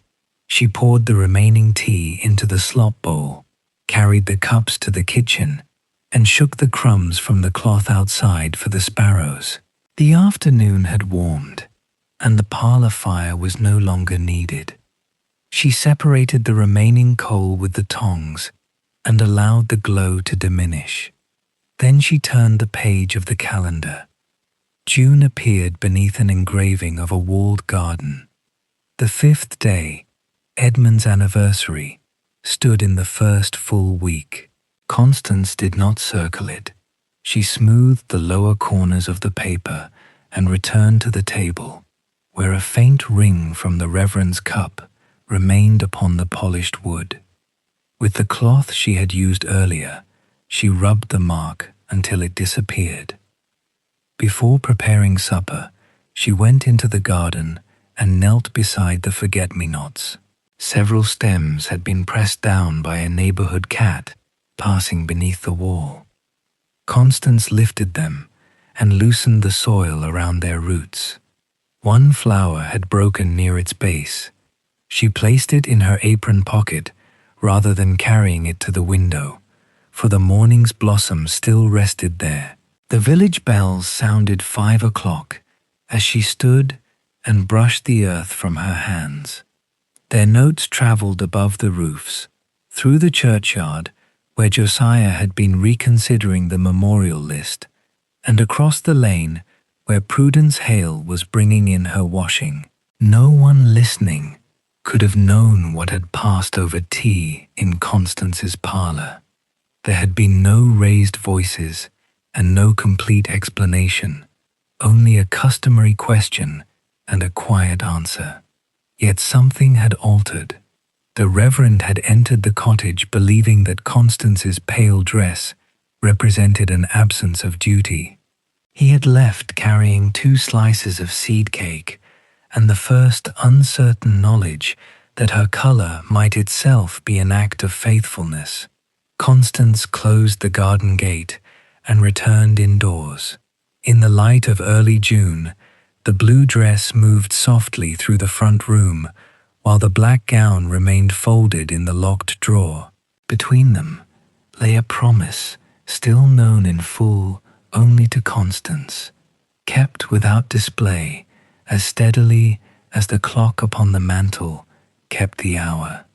The next morning began with rain against the eastern windows, a fine, persistent rain that softened the roofs and turned the road through Aldercombe the color of pewter. It was not heavy enough to fill the gutters, yet it continued with such steadiness that the village seemed to draw inward beneath it. Shop awnings remained furled, garden tools stayed in sheds, and those who crossed the lane did so beneath dark umbrellas that glistened briefly before disappearing into doorways. Constance did not pick a forget-me-not that morning. The plants beneath the wall were bowed with water, their leaves shining, and their blue flowers turned towards the soil. At 6, she opened the parlour curtains as usual and stood for a moment beside the empty sill. Beyond the glass, the rain made narrow paths through the dust upon the panes. She touched the painted wood where yesterday's flower had lain, then went to the kitchen to light the range. Across the lane, Prudence saw the curtains open. She had begun to look for that small movement each morning, though she would not have admitted that she waited for it. Her own fire was already burning, and a pan of porridge stood near the edge of the stove. While stirring it, she glanced through the kitchen doorway towards the pale square of Constance's window. No flower appeared there, yet Constance remained beside the glass for the same quiet interval before moving away. The absence of the flower troubled Prudence less than she might have expected. For the first time, she understood that the ritual belonged not merely to the blossom, but to the hour, the open curtain, and the light admitted into the room. She remembered Thomas leaving the garden with blue petals at his buttonhole.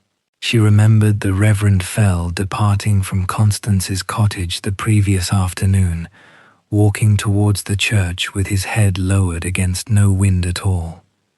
Something lay beneath these details, and Prudence had begun to suspect that her own conclusions had been built from seeing too little and speaking too soon. After breakfast, she washed the porridge pan, wiped the table, and carried a basket of mending to the chair near the window. The basket contained 2 pillowcases, a torn apron, and a wool stocking whose heel had thinned almost to a hole. She threaded a needle, made several stitches, then unpicked them because they had drawn the cloth unevenly. Rain continued upon the roof with the same patient sound. Shortly before 10, Prudence folded the unfinished apron and placed it back in the basket. She put on her bonnet and waterproof cloak, then crossed the lane towards the village. She told herself that she required stronger thread from Agnes Cray. The spool in her sewing box was nearly empty, though not so empty that it could not have lasted another week. Water had gathered in shallow hollows along the road. Prudence walked close to the walls, lifting her skirt over the muddier places, while drops fell from the hawthorn branches onto the shoulders of her cloak. At the bakery, steam had clouded the lower panes. Farther on, a delivery cart stood outside the grocer's, its driver covering sacks of flour with tarred cloth. The usual village sounds had been reduced by the weather until Prudence could hear the soft splash of her own steps. Agnes lived in 2 rooms above a narrow shop beside the old coaching inn. The front window displayed cards of buttons, lace collars, woolen stockings, and ribbons wound around wooden boards. On wet days, the glass darkened the colors, making the blue ribbon near the center appear almost gray. A brass bell gave a subdued ring as Prudence entered. The shop smelled of wool, beeswax, damp coats, and the lavender Agnes placed in the drawers to protect her finer cloth. At the back, a small coal fire burned behind an iron guard. Agnes sat near it, repairing the lining of a gentleman's overcoat, her needle passing in and out of the black fabric with practiced regularity. She looked up and nodded towards the stand beside the door. "You may leave your cloak there. It will drip upon the mat instead of your skirt." Prudence removed the cloak and hung it carefully. Rain had darkened the edge of her bonnet, and she pressed it into shape before approaching the counter. "I need a spool of brown thread," she said. Agnes opened a drawer, divided into narrow compartments. She selected 2 shades and placed them side by side beneath the window, where the light was strongest. Prudence compared them with a loose thread she had brought from the apron. The choice was simple, yet she continued to hold both spools as though a considerable decision depended upon them. Agnes returned to the overcoat. She did not ask what else had brought Prudence through the rain. For several minutes, the shop contained only the ticking of a small wall clock and the whisper of thread being drawn through cloth. Water descended along the window in crooked lines, briefly dividing the display into wavering fragments of ribbon and lace. "I saw Reverend Fell leave Mrs. Adair's yesterday," Prudence said at last. Agnes bit the end from a length of thread and placed the needle in her cushion. "He visits many people." He looked troubled. "Clergymen often do. It is part of their coat." Prudence set one spool down. She might once have smiled at the remark, but uneasiness kept her face still. "The anniversary is very near." Agnes folded back the overcoat lining and smoothed it across her knee. "Yes, I do not wish to speak unkindly of her." "Then do not." The answer was quiet and practical, delivered in the same tone Agnes might have used to advise against cutting cloth before measuring it. Prudence moved towards the window. From there she could see the blurred market cross and the church tower rising behind the wet roofs. "I fear I already have," she said. Agnes's hands paused. Prudence turned the brown spool between her fingers. "Not cruelly. At least, I did not intend cruelty. But I wondered aloud, and other people wondered after me. Now there are stories about the seed merchant, though I was the person who first noticed him at her gate. The man was Abel Sayer. He sold Edmund the first forget-me-not seeds planted at the cottage." Prudence lowered the spool. This plain explanation left no room for the meaning the village had attached to the visit. She remembered Constance smiling beside the cart and felt a small heat of embarrassment beneath her damp bonnet. "I thought she was waiting for him. She was looking down a road. When a person does the same thing each evening, one begins to wonder why." "One may wonder," Agnes replied. "One need not provide the answer oneself." The clock on the wall measured several seconds. Prudence returned to the counter and sat upon the chair kept for customers, choosing patterns. Its woven rush seat creaked beneath her. "I have misjudged her." Agnes did not contradict her. She threaded another needle and continued repairing the coat, placing each stitch beneath the folded lining where it would not be seen. Prudence watched her work. Thomas asked her why she never wears black. "I heard she was kind to him. Constance is often kind. Then why has she allowed everyone to think the worst?" Agnes lifted her eyes. "Perhaps because correcting the village would require her to give away something that is not ours to possess." The sentence settled between the shelves of ribbon and folded wool. Outside, the delivery cart moved from the grocer's, its wheels sending water towards the curb. Prudence waited until the sound had passed. "You know the reason," she said. Agnes placed the overcoat upon the counter. She rose, crossed to the fire, and added a small piece of coal. The flame caught slowly at one edge, releasing a faint mineral smell into the room. She adjusted the iron guard, then remained standing with one hand upon its curved top. "I know enough," she said. Prudence looked down at her gloves. A drop of water had fallen from her bonnet and darkened the cloth near one thumb. Did Edmund ask her not to wear black? Agnes did not answer immediately. Her promise to Constance had been made in the kitchen of the stone cottage during Edmund's final week. At the time, Agnes had believed the request would require only silence. She had not understood how silence might allow other people to fill its place with suspicion. She returned to her chair, but did not take up the overcoat. "Yes," she said. Edmund asked it of her. Prudence's fingers tightened slightly around the spool. The confirmation was simple, yet it altered every scene she had observed. The blue-grey dress at the funeral, the pale sleeve in church, the morning flower, and Constance standing beside the road that led towards the hills. "Why? That is the part I promised not to tell. Surely, if the village understood, the village would discuss his final days beside the butcher's counter and over the weighing of flour.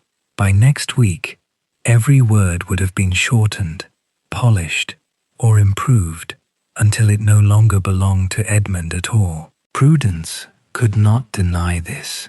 She had watched less important stories change between one end of the market and the other. A broken cartwheel became a narrow escape. A delayed letter became a family disagreement. Even kindness added details when silence felt too plain. Agnes opened a tin box on the counter and took out a fresh packet of needles. She arranged them according to size, though they were already in order. "I was at the cottage often during his illness," she continued. "Sometimes I sat with Constance. Sometimes I made tea.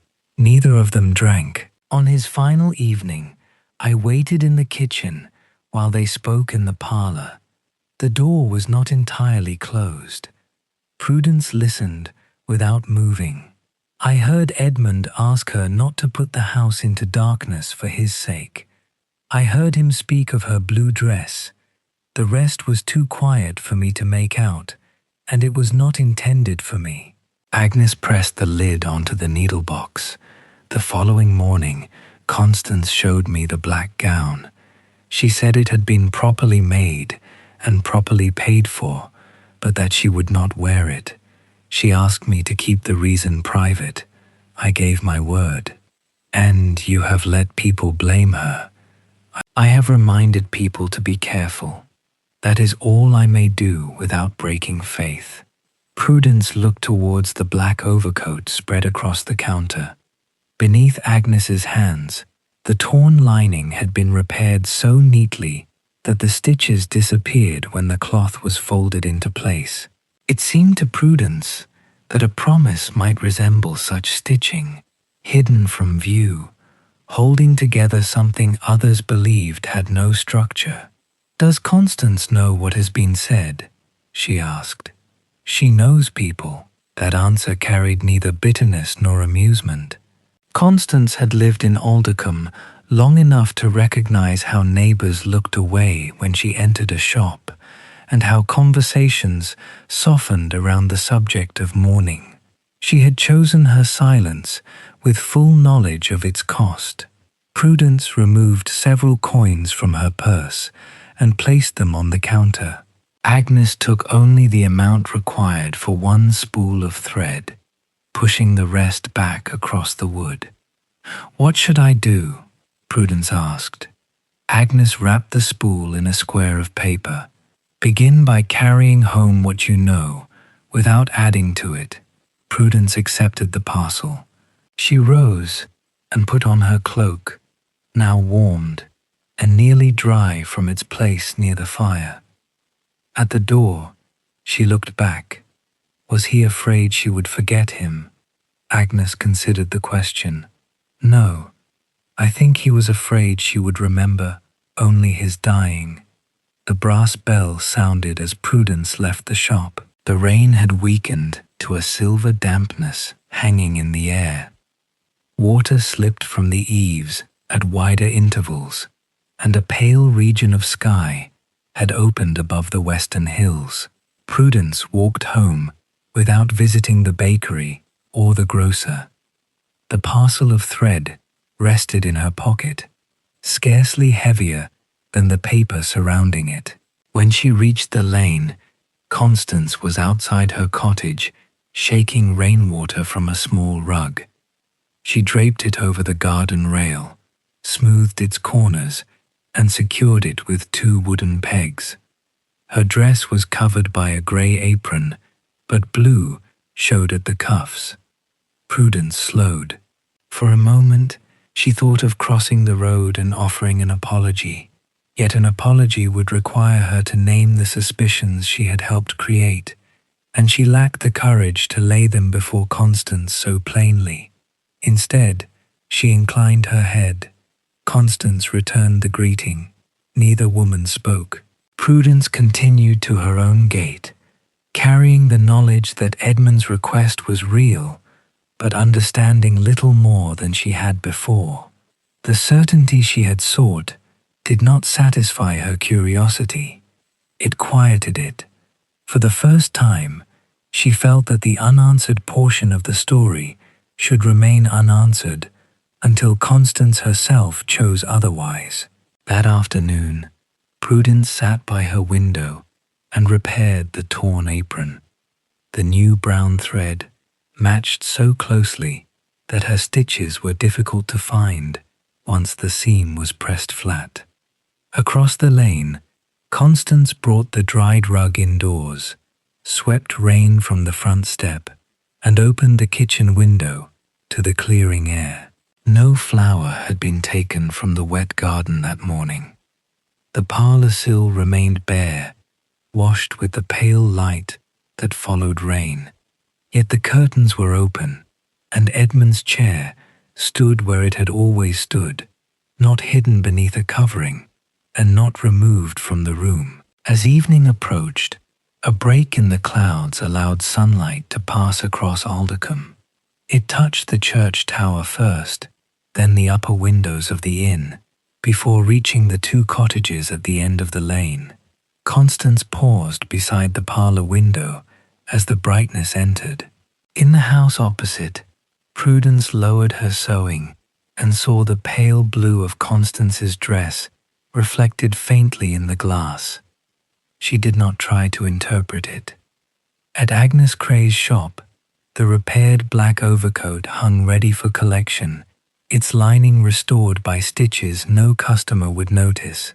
Agnes extinguished the fire, covered the ribbons in the window against the night's damp, and turned the key in the door. She had spoken only what was necessary, preserving the center of the promise, while allowing one small truth to emerge. Constance had not chosen her mourning in defiance of Edmund, but in obedience to him. The full reason remained inside the cottage, folded with a letter and faded flowers in the lower drawer. For another evening, it rested there undisturbed, while the rain clouds withdrew beyond the valley, and the wet stones of Aldercombe slowly gave back the last quiet light of day. On the 4th of June, the weather turned once more. By noon, clouds had lowered over the valley until the tops of the western hills could no longer be seen, and a light rain travelled steadily across the fields. It touched the hawthorn hedges without stirring them, silvered the backs of grazing sheep, and gathered beneath the broad leaves in Constance's garden. The forget-me-nots bowed under its weight, so the parlour sill remained empty for a second morning. Constance spent the early afternoon at the dining table, sorting household accounts into their proper envelopes. The room was quiet, except for rain upon the window and the occasional passage of a cart along the wet road. She sharpened a pencil with Edmund's old penknife, entered the week's purchases in a narrow ledger, then blotted the page before closing it. Beside the ink bottle lay Mr. Sayer's empty seed packet, which she had taken from the wooden box to protect its weakened fold with a fresh piece of paper. Shortly after 3, the sound of a carriage entered Aldercombe from the southern road. It was heavier than the farmers' carts and moved at a restrained pace, the horses' hooves striking the stones in a measured pattern. Curtains shifted in several front windows as it passed the bakery and continued towards the inn. The driver stopped beneath the creaking signboard, climbed down, and opened the carriage door. The gentleman who descended was tall, though age had caused a slight bend through his shoulders. He wore a dark travelling coat and carried a plain walking stick polished by use. His hair and moustache were silver, and rain had gathered along the brim of his hat during the short distance from carriage to doorway. Under one arm he held a rectangular packet wrapped in brown paper and tied twice with string. Major Rupert Vane had not visited Aldercombe for nearly 18 years. He had known Edmund before either man possessed silver hair, before Constance's apple trees were planted, and before the railway had reached several of the larger towns beyond the valley. In later years, their friendship had been kept through letters that sometimes arrived regularly and sometimes followed gaps of many months. They wrote about books, weather, gardens, and the small inconveniences of age. Neither man felt obliged to apologize when a season passed without correspondence. Their friendship had grown old enough to continue across silence. When Edmund became ill, he had written to Rupert more frequently for a time, though his letters remained composed and practical. The final one reached Major Vane in Bath several weeks before Edmund's death. Rupert had intended to travel north that summer, but illness of his own confined him through June, and by the time he was fit for the journey, the funeral had passed. He sent Constance a letter of condolence, then postponed the visit through autumn, winter, and another spring, each delay becoming more difficult to explain than the one before it. The brown paper parcel had finally brought him to Aldercombe. For almost a year, it had rested in the lower compartment of his writing desk, containing several of Edmund's letters, a small sketchbook left during an earlier visit, and one final sheet of paper that Rupert believed should belong to Constance.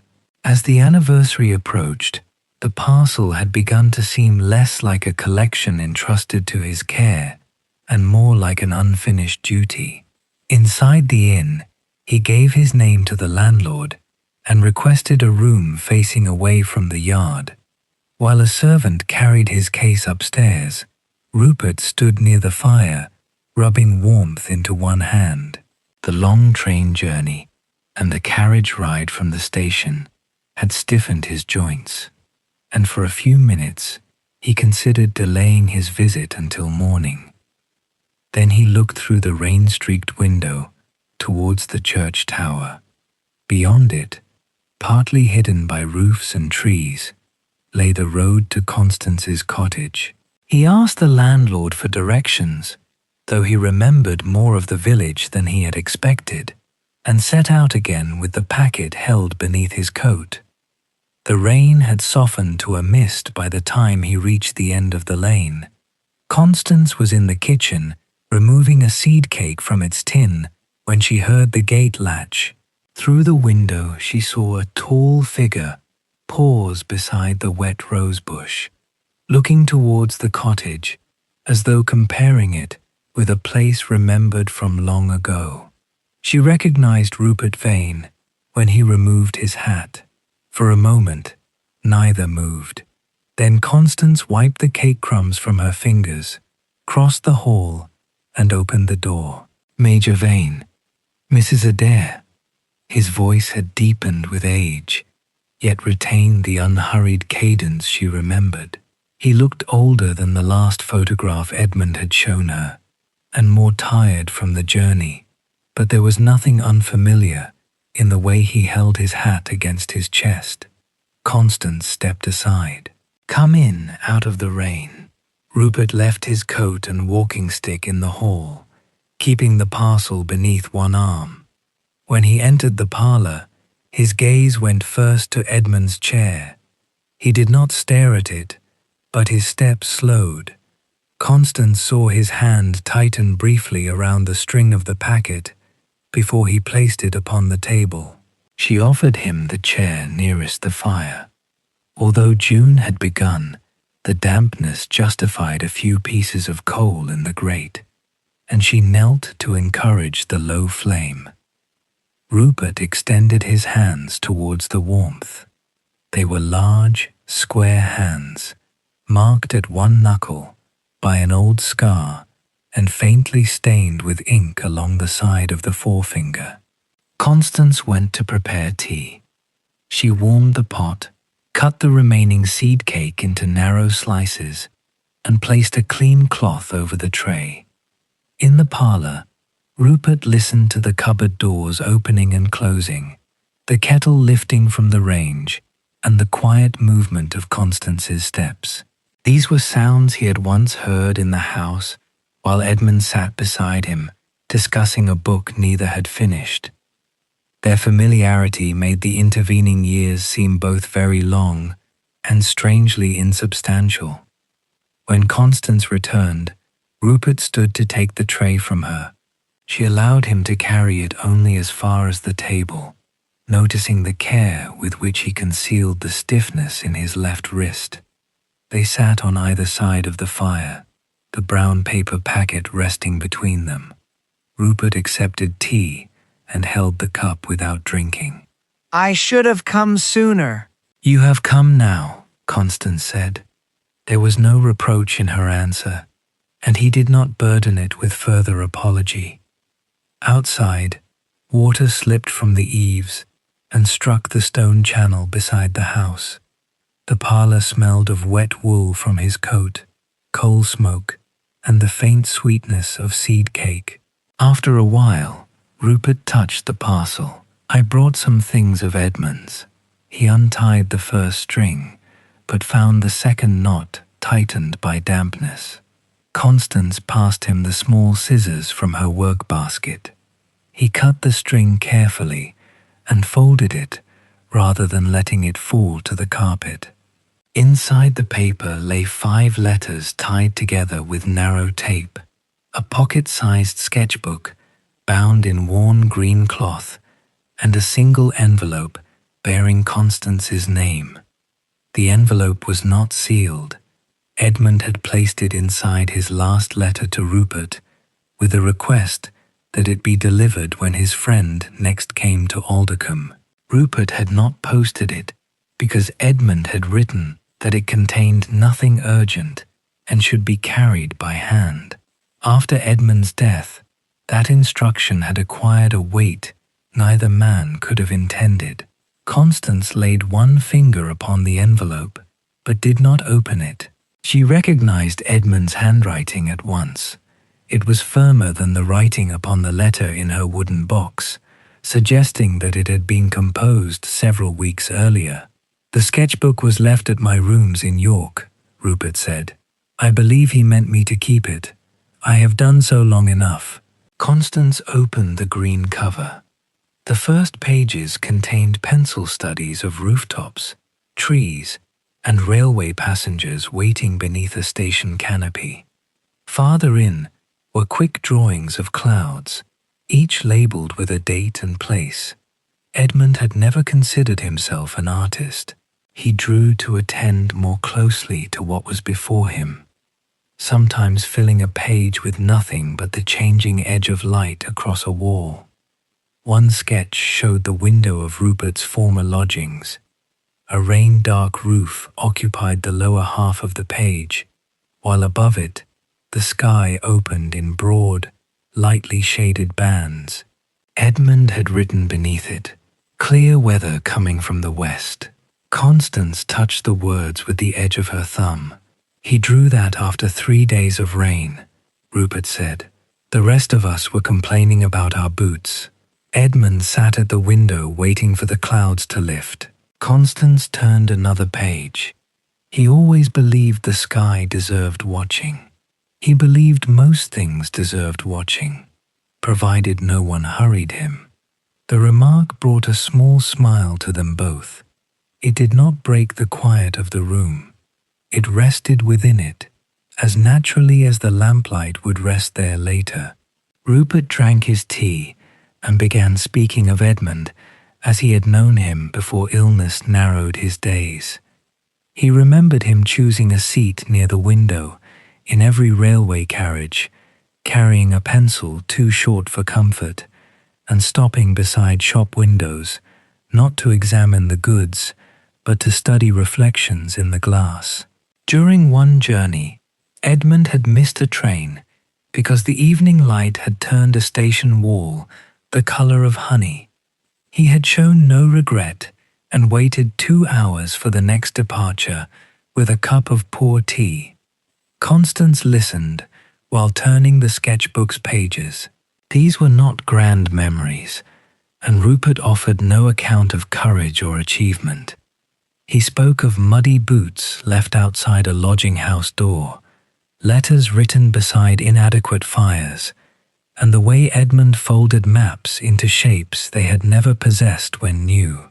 The man emerging from these recollections was not Captain Adair as Aldercombe had occasionally imagined him, solemn and distant beneath an old title.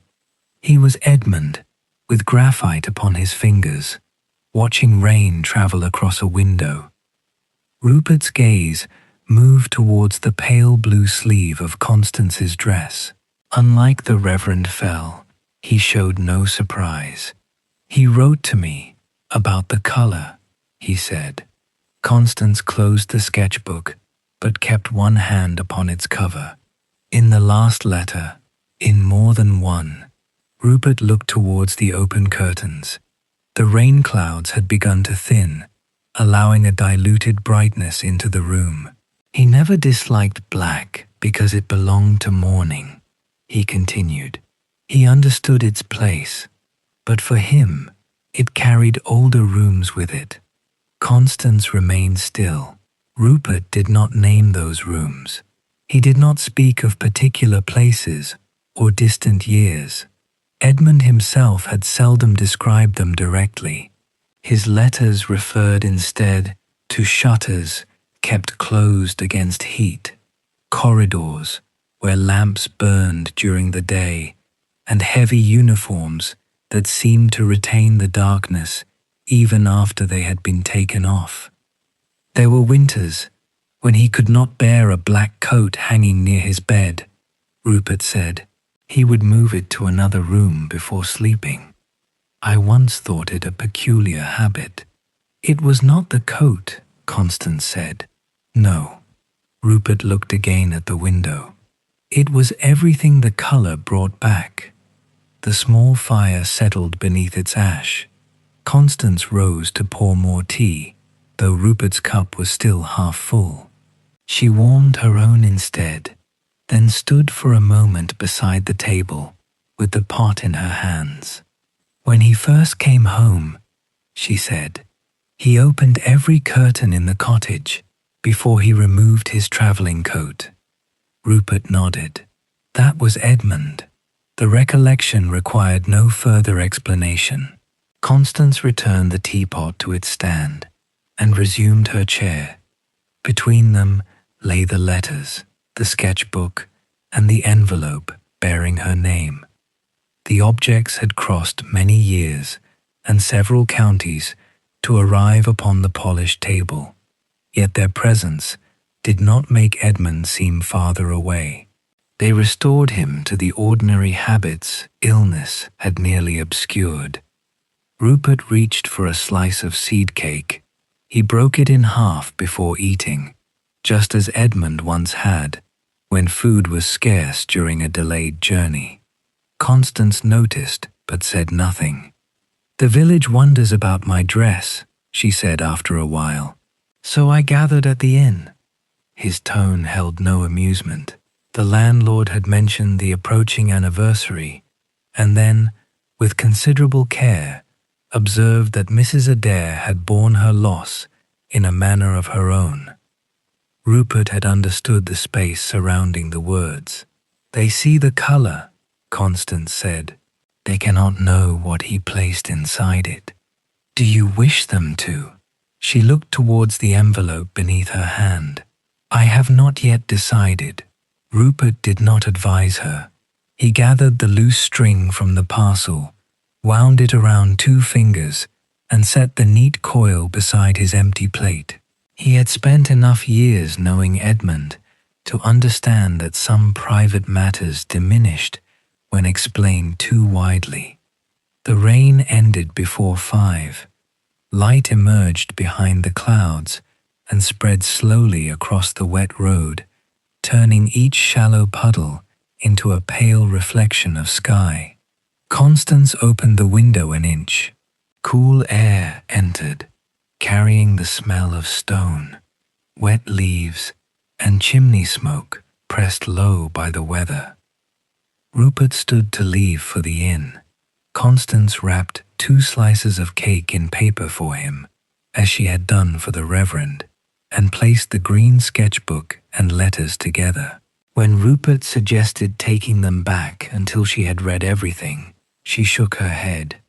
"They have come home," she said. He left them upon the table. At the door, Rupert paused to examine the forget-me-nots beneath the wall. Rain had flattened some of the stems, but others were already lifting as the water slipped from their leaves. "He mentioned these in nearly every spring letter," he said. "He always feared they might not return. And did they? Every year." Rupert placed his hat upon his silver hair and stepped through the gate. Constance watched him walk towards the inn, using his stick carefully where rain had loosened grit upon the stones. Halfway along the lane, Prudence Hale passed him carrying a covered dish. She greeted him, then looked towards Constance, recognizing that another visitor had come from Edmund's earlier life. This time, she did not construct a story. As evening gathered, Constance carried the letters and sketchbook to the parlour window. The clouds had opened above the western ridge, and a long band of clear yellow light rested beneath them. She sat in Edmund's chair for the first time since his death, not because she had decided to alter the room, but because the light fell more clearly upon the pages from there. She read Rupert's packet slowly. Between the letters she paused to look at the drawings: a gate after rain, a row of chimneys, a tree bending over water, and many patient studies of sky. At last she opened the envelope addressed to her. Inside was a single sheet. Edmund had written only a few lines, asking Rupert to return the sketchbook and telling Constance that its unfinished pages belonged with her. The remainder of the book was blank. She turned to the final drawing. It showed the road beyond their cottage gate, climbing towards 3 ash trees. The lines were faint and incomplete. Edmund had sketched the wall, the lower field, and the beginnings of a cloud, but had left the upper sky untouched. Constance did not think the page required finishing. She placed the open book upon the table beside the window and allowed the evening light to rest upon its empty space. Outside, the wet forget-me-nots slowly raised their flowers from the earth, while within the quiet cottage, Edmund's past returned not as darkness, but as paper, pencil, familiar handwriting, and a sky he had left open. After Major Vane returned to the inn, evening settled slowly over Aldercombe. The rain had left the valley washed and clear, and for a brief hour, the western sky opened beneath the remaining clouds. Water shone along the road, the slate roofs reflected a muted silver, and every leaf in Constance's garden seemed to hold its own small portion of light. The green sketchbook remained open upon the parlor table. Constance had placed it where the last brightness from the window could reach the unfinished drawing of the hill road. Edmund's pencil lines were faint near the edges, as though the scene were still emerging from the paper. He had drawn the lower wall with care, marked the trunks of the 3 ash trees, and left the sky untouched except for the beginning of one long cloud. Constance lit the lamp only when the page had become too dim to see. She lowered the wick until the flame steadied beneath the glass chimney, then carried the sketchbook to the chair beside the fire. The room required no coal that evening. Warmth from the day remained in the stone walls, mingling with the damp fragrance entering through the partly open window. She turned back to the first page. The earliest drawings had been made before Edmund knew her. They showed places named only by initials, lodging house windows, stretches of unfamiliar road, and the corners of rooms in which he had stayed briefly. Few contained people. Edmund had preferred drawing objects that did not know they were being observed. A folded coat, a cup upon a sill, a tree seen beyond a wall, or boots left to dry beside a narrow grate. On one page, he had sketched a shuttered window. The lines around it were dark and repeated, pressed into the paper until the graphite shone. Nothing could be seen beyond the panes. Constance rested her fingers beside the drawing, but did not touch it. The Edmund she first met in Aldercombe had already learned to dislike such windows. He came to the village in the autumn of 1859, on an afternoon when rain moved across the valley in long grey sheets. Constance was 20, helping her mother carry preserves into the pantry before the weather turned colder. From the kitchen window, she had seen a tall man walking beside a hired cart, one hand upon its rear rail, while the driver guided the horse through the mud. His travelling coat was dark with rain, and a leather case rested among 2 plain trunks. He had inherited a small house from an uncle, and intended, people said, to remain only until its affairs were settled. Yet the work took longer than expected. The roof required repair, papers had to be examined, and winter arrived before he was ready to leave. By December, Edmund had begun attending church. By January, he knew which baker's loaf kept best and where the road flooded after snow. Constance encountered him properly at the stationer's counter, while both were reaching for the same bottle of blue-black ink. Edmund withdrew his hand at once and allowed her to take it. There had been another bottle behind the first, yet he waited until she had left the shop before buying his own. Nothing of importance appeared to happen. No one in the village would have marked the meeting as the beginning of a shared life. Constance remembered only that rain tapped against the stationer's window, and that Edmund stood where the daylight fell across his face, though there was ample room nearer the fire. In the weeks that followed, she noticed him on the lane at unusually early hours. He walked before breakfast, often returning as smoke began to rise from the cottages. Sometimes he carried a small notebook. Sometimes he brought home a bare twig, an oddly shaped stone, or a leaf whose color had survived the frost. He kept these objects for several days upon his windowsill before returning them to the garden. Edmund slept poorly then.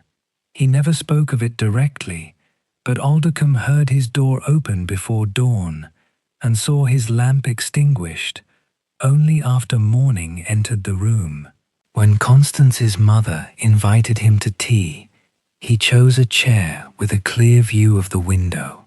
If someone drew the curtains before the light had entirely faded, his attention followed the closing fabric, though his expression remained polite.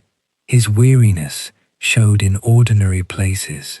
A door closing unexpectedly in another room could make his hand tighten around a cup.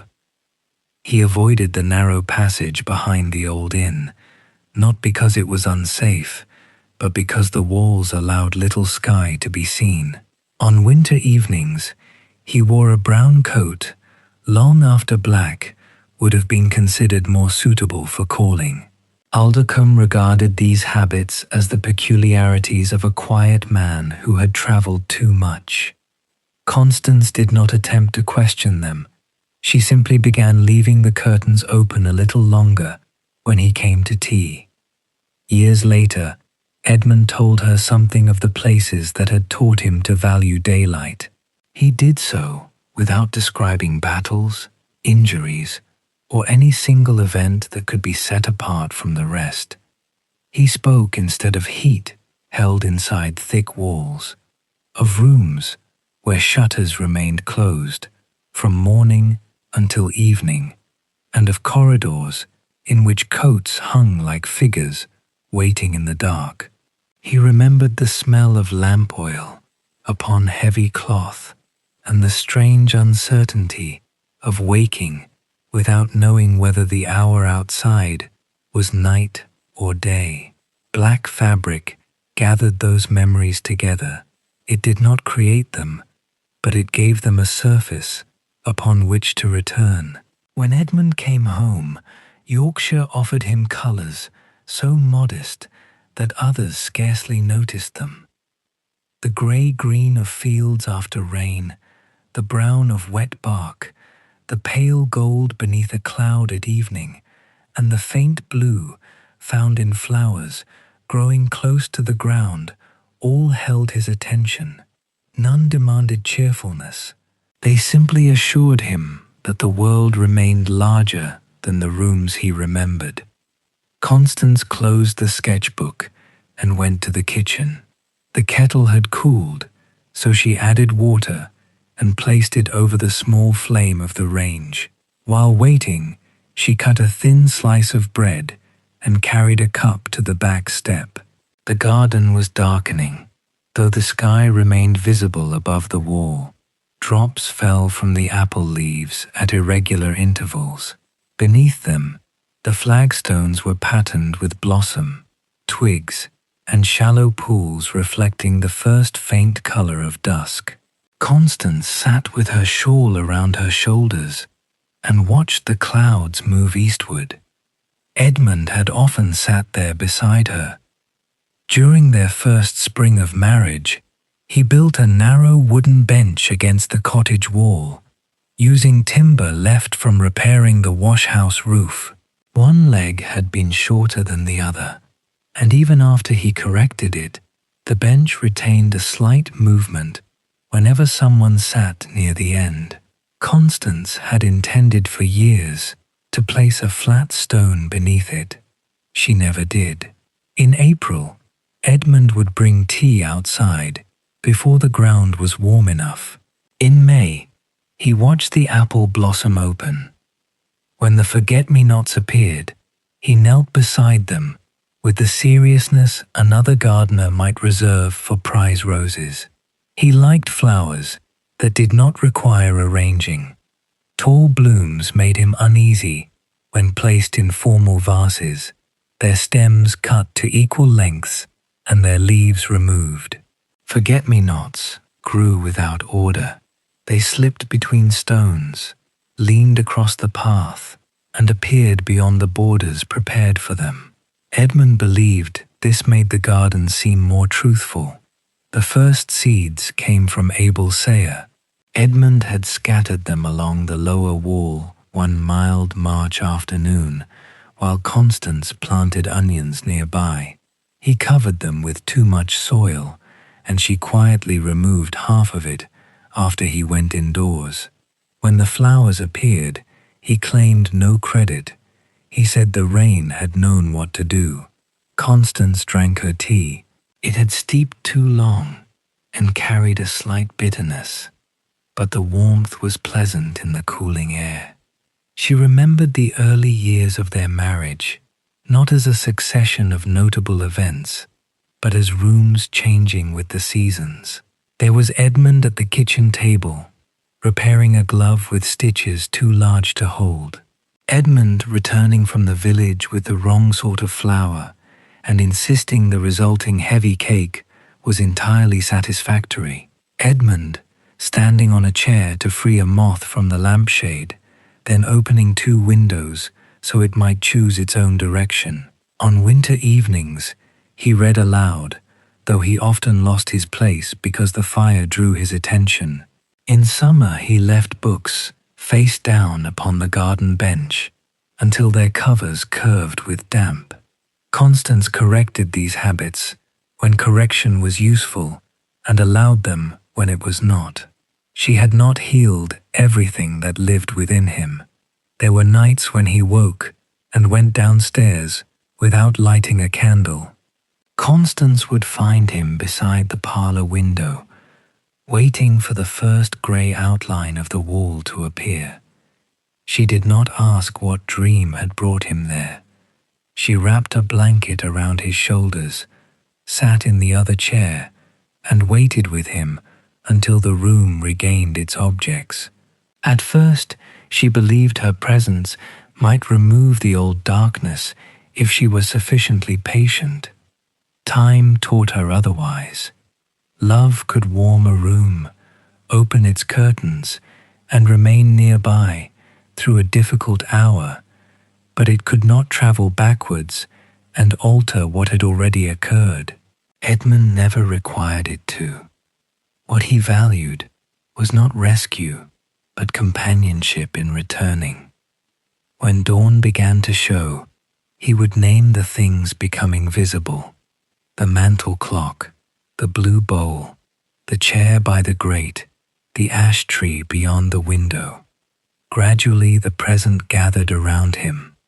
Constance would light the fire, and they would make tea earlier than necessary. By breakfast, nothing dramatic had changed. The darkness had not been defeated.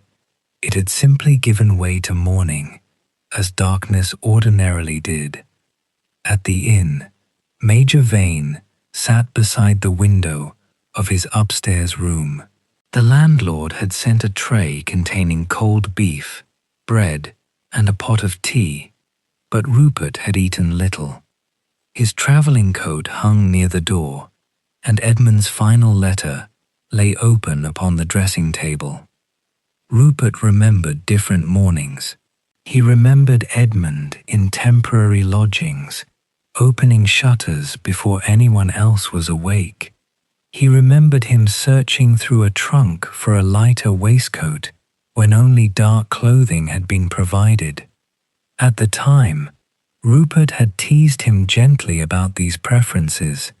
Edmund had smiled, unwilling to explain.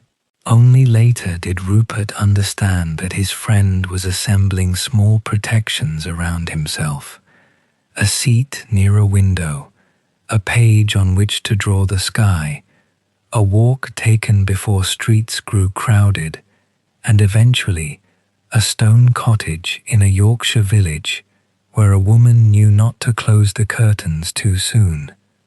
Rupert folded the letter and put it away. Through the inn window, the last cloud lifted from the ridge. 3 stars appeared above the church tower, their light faint in the remaining dusk. At the cottage, Constance carried her cup inside and dried the damp ring it had left upon the bench. She latched the back door, closed the kitchen shutters, and returned to the parlor. The front curtains remained open a little longer. She placed the green sketchbook beside Edmund's pebble on the table. The objects suited one another: a stone brought home because of its color, and a book filled by someone who had spent much of his life learning to look again. The final pages were blank. Constance turned them slowly, allowing each untouched sheet to pass beneath her fingers. She did not see emptiness in them. Edmund had never drawn to complete a record of the world. He had drawn because attention returned him to it. Near the back cover, she found a pressed leaf overlooked by Rupert. It was narrow and brown, with one edge crumbled away. Written beneath it were only a place and a date. Aldercombe, October 1860. That was the month Edmund had first called at her mother's house for tea. Constance placed the leaf back where she had found it. She closed the book, drew the curtains, and lit a single candle to carry upstairs. Before leaving the room, she stood beside Edmund's chair and rested one hand upon its wooden back. The village knew him as a retired captain, a quiet husband, and later, a man whose illness had narrowed his walks to the garden path. Rupert remembered the younger companion who searched for windows. Constance remembered all of them, but she remembered also the man who burned toast, misplaced garden tools, and could spend half an hour watching rain gather upon an apple branch.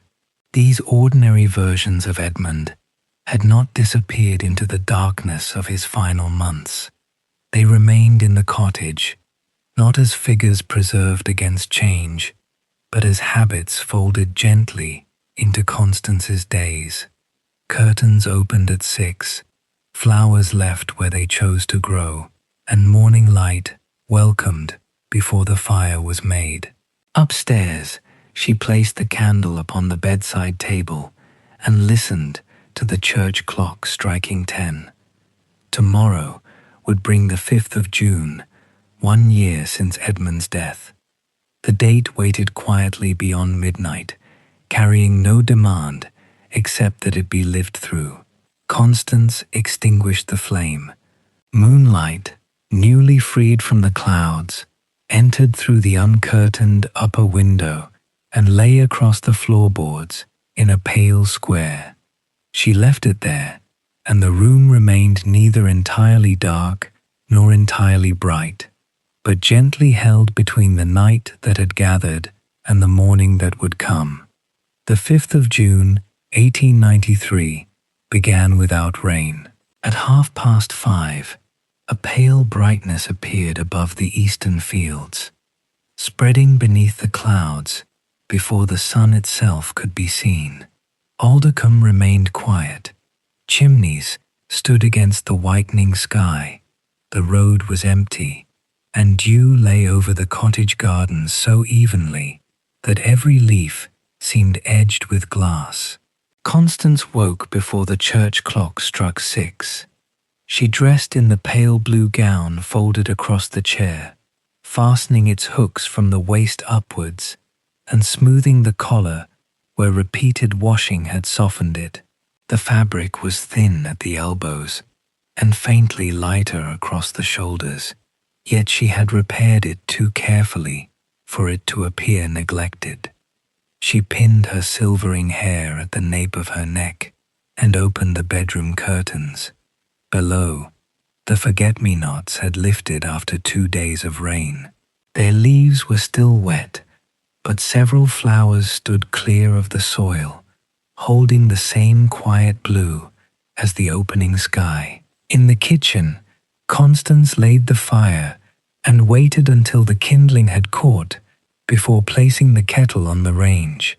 She measured tea into the pot, cut bread from the loaf, and warmed a little milk in a small pan. These were the actions with which she had begun the morning 1 year earlier, though on that day the kettle had boiled untouched and the bread had remained beneath its cloth. She carried her tea into the parlour and opened the curtains at 6. Morning entered gradually, finding the brass candlestick, the mantel clock, the green sketchbook, and Edmund's chair. Constance stood beside the window until the church bell's 6th stroke had travelled beyond the village and faded among the hills. Then she went into the garden. The stones of the path were cool beneath her shoes. She walked close to the wall, avoiding the wet stems leaning over the border, and knelt beside the forget-me-nots. Water darkened the tips of her fingers as she moved the leaves apart. She did not choose the largest blossom. She selected one growing near the place where Edmund had scattered the first seeds, cut it with her thumbnail, and carried it inside upon her open palm. The flower was placed at the center of the parlor sill. A drop of water remained upon one petal, catching the morning light whenever Constance crossed the room. Major Vane had agreed to call at 9 and accompany her to the church. Shortly before the hour, Constance heard his walking stick upon the road, followed by the gentler sound it made on the earth beside her gate. Rupert wore a dark grey coat rather than black. A small sprig of rosemary had been fastened to one lapel, an old custom remembered from another funeral and softened now by the passing year. Constance admitted him and took his hat. He looked towards the flower upon the sill, then to the calendar showing the 5th of June. Neither spoke Edmund's name at once. The date had already brought him into every object in the room. "There is time before we leave," Constance said. Rupert understood that something had been decided. She placed the kettle over the fire and prepared tea, though both had breakfasted. While the leaves steeped, she crossed to the walnut cabinet beneath the winter watercolor. From her work basket, she took the brass key, marked with blue thread. Rupert remained beside the fireplace.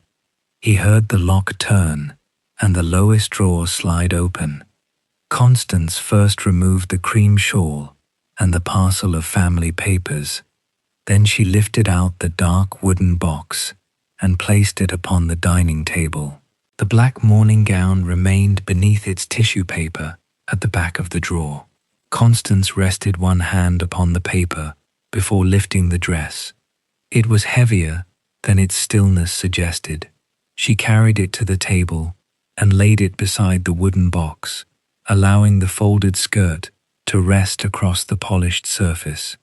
In the full morning light, the bombazine revealed its close weave, the dull bands of crepe, and the careful seams that had never been strained by movement. Rupert touched neither the gown nor the box. He looked at the narrow shoulders cut to Constance's measure and at the sleeves folded across the bodice. "It was ready before he died?" he asked. 3 days before." Constance explained that the dressmaker had come while Edmund slept. The fitting took place in the kitchen because the parlor had been kept quiet for him.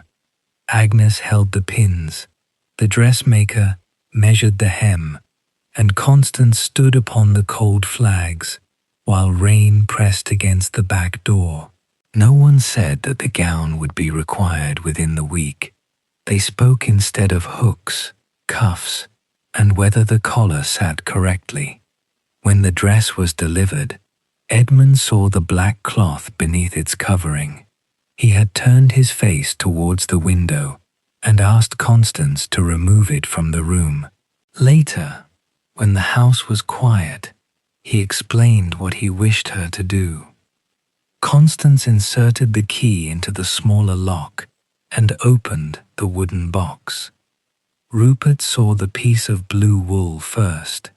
Beside the morning gown, its faded color seemed almost luminous, though it was no brighter than the sky after rain. Constance placed it upon the black bodice, where its worn edge and 3 remaining stitches became clearly visible. "This came from the dress I wore on the hill," she said. Rupert knew the hill from Edmund's letters. He had heard of the broken loaf, the 2 apples, and the small spring beneath the ash trees. Edmund had described the afternoon more than once, altering no detail except the weather, which had been clear in one account and lightly clouded in another. He remembered the dress, Rupert said. He remembered its colour. Constance removed the faded ribbon and laid it beside the fabric. Then came the pressed forget-me-nots, protected between two sheets of paper. Their blue had dimmed with age, but their shape remained. Small petals, arranged around pale centres, stems delicate as lines, drawn in pencil. Finally, she lifted Edmund's letter from the bottom of the box. The blue thread loosened easily beneath her fingers. She unfolded the paper and held it near the window, where the morning light made the weakened creases visible. Rupert turned slightly away, offering privacy, even though Constance had opened the letter in his presence. "I would like you to hear it," she said. She did not read every line aloud.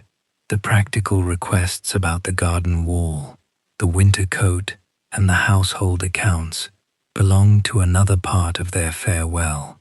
Instead, she began near the end, where Edmund's handwriting descended gradually across the page. His words contained no complaint about death and no instruction that Constance deny her sorrow. He knew the cottage would grow quiet after him. He knew there would be mornings when she reached for a second cup and evenings when the empty chair altered the whole room. He asked only that she not close the curtains or dress herself in a darkness that had never belonged to their life together. Constance paused before the final lines. Her voice remained steady, though she held the paper more carefully where the fold had begun to wear. "Do not let me become black in your memory," she read. "Remember the sky above Aldercombe after rain, and the small blue flowers below the wall. If you must wear a colour for me, let it be the one you wore beneath the ash trees when you said yes." The mantel clock continued its measured ticking. In the garden, a thrush moved among the wet leaves, turning them over in search of insects. Its small movements reached the room through the open upper pane. Constance lowered the letter. Rupert looked at the pale blue dress she wore, then at the unworn black gown upon the table. Until that moment, even he had understood only part of Edmund's request. His friend's letters had spoken of colour, windows, and the burden of dark cloth, but they had not contained the promise in its complete form, dark cloth. "He did not ask you to grieve less," Rupert said. "No, he asked you not to grieve as though the darkness were all he had given you." Constance folded the letter once along its original crease. "It was not all he gave me." She turned towards the window.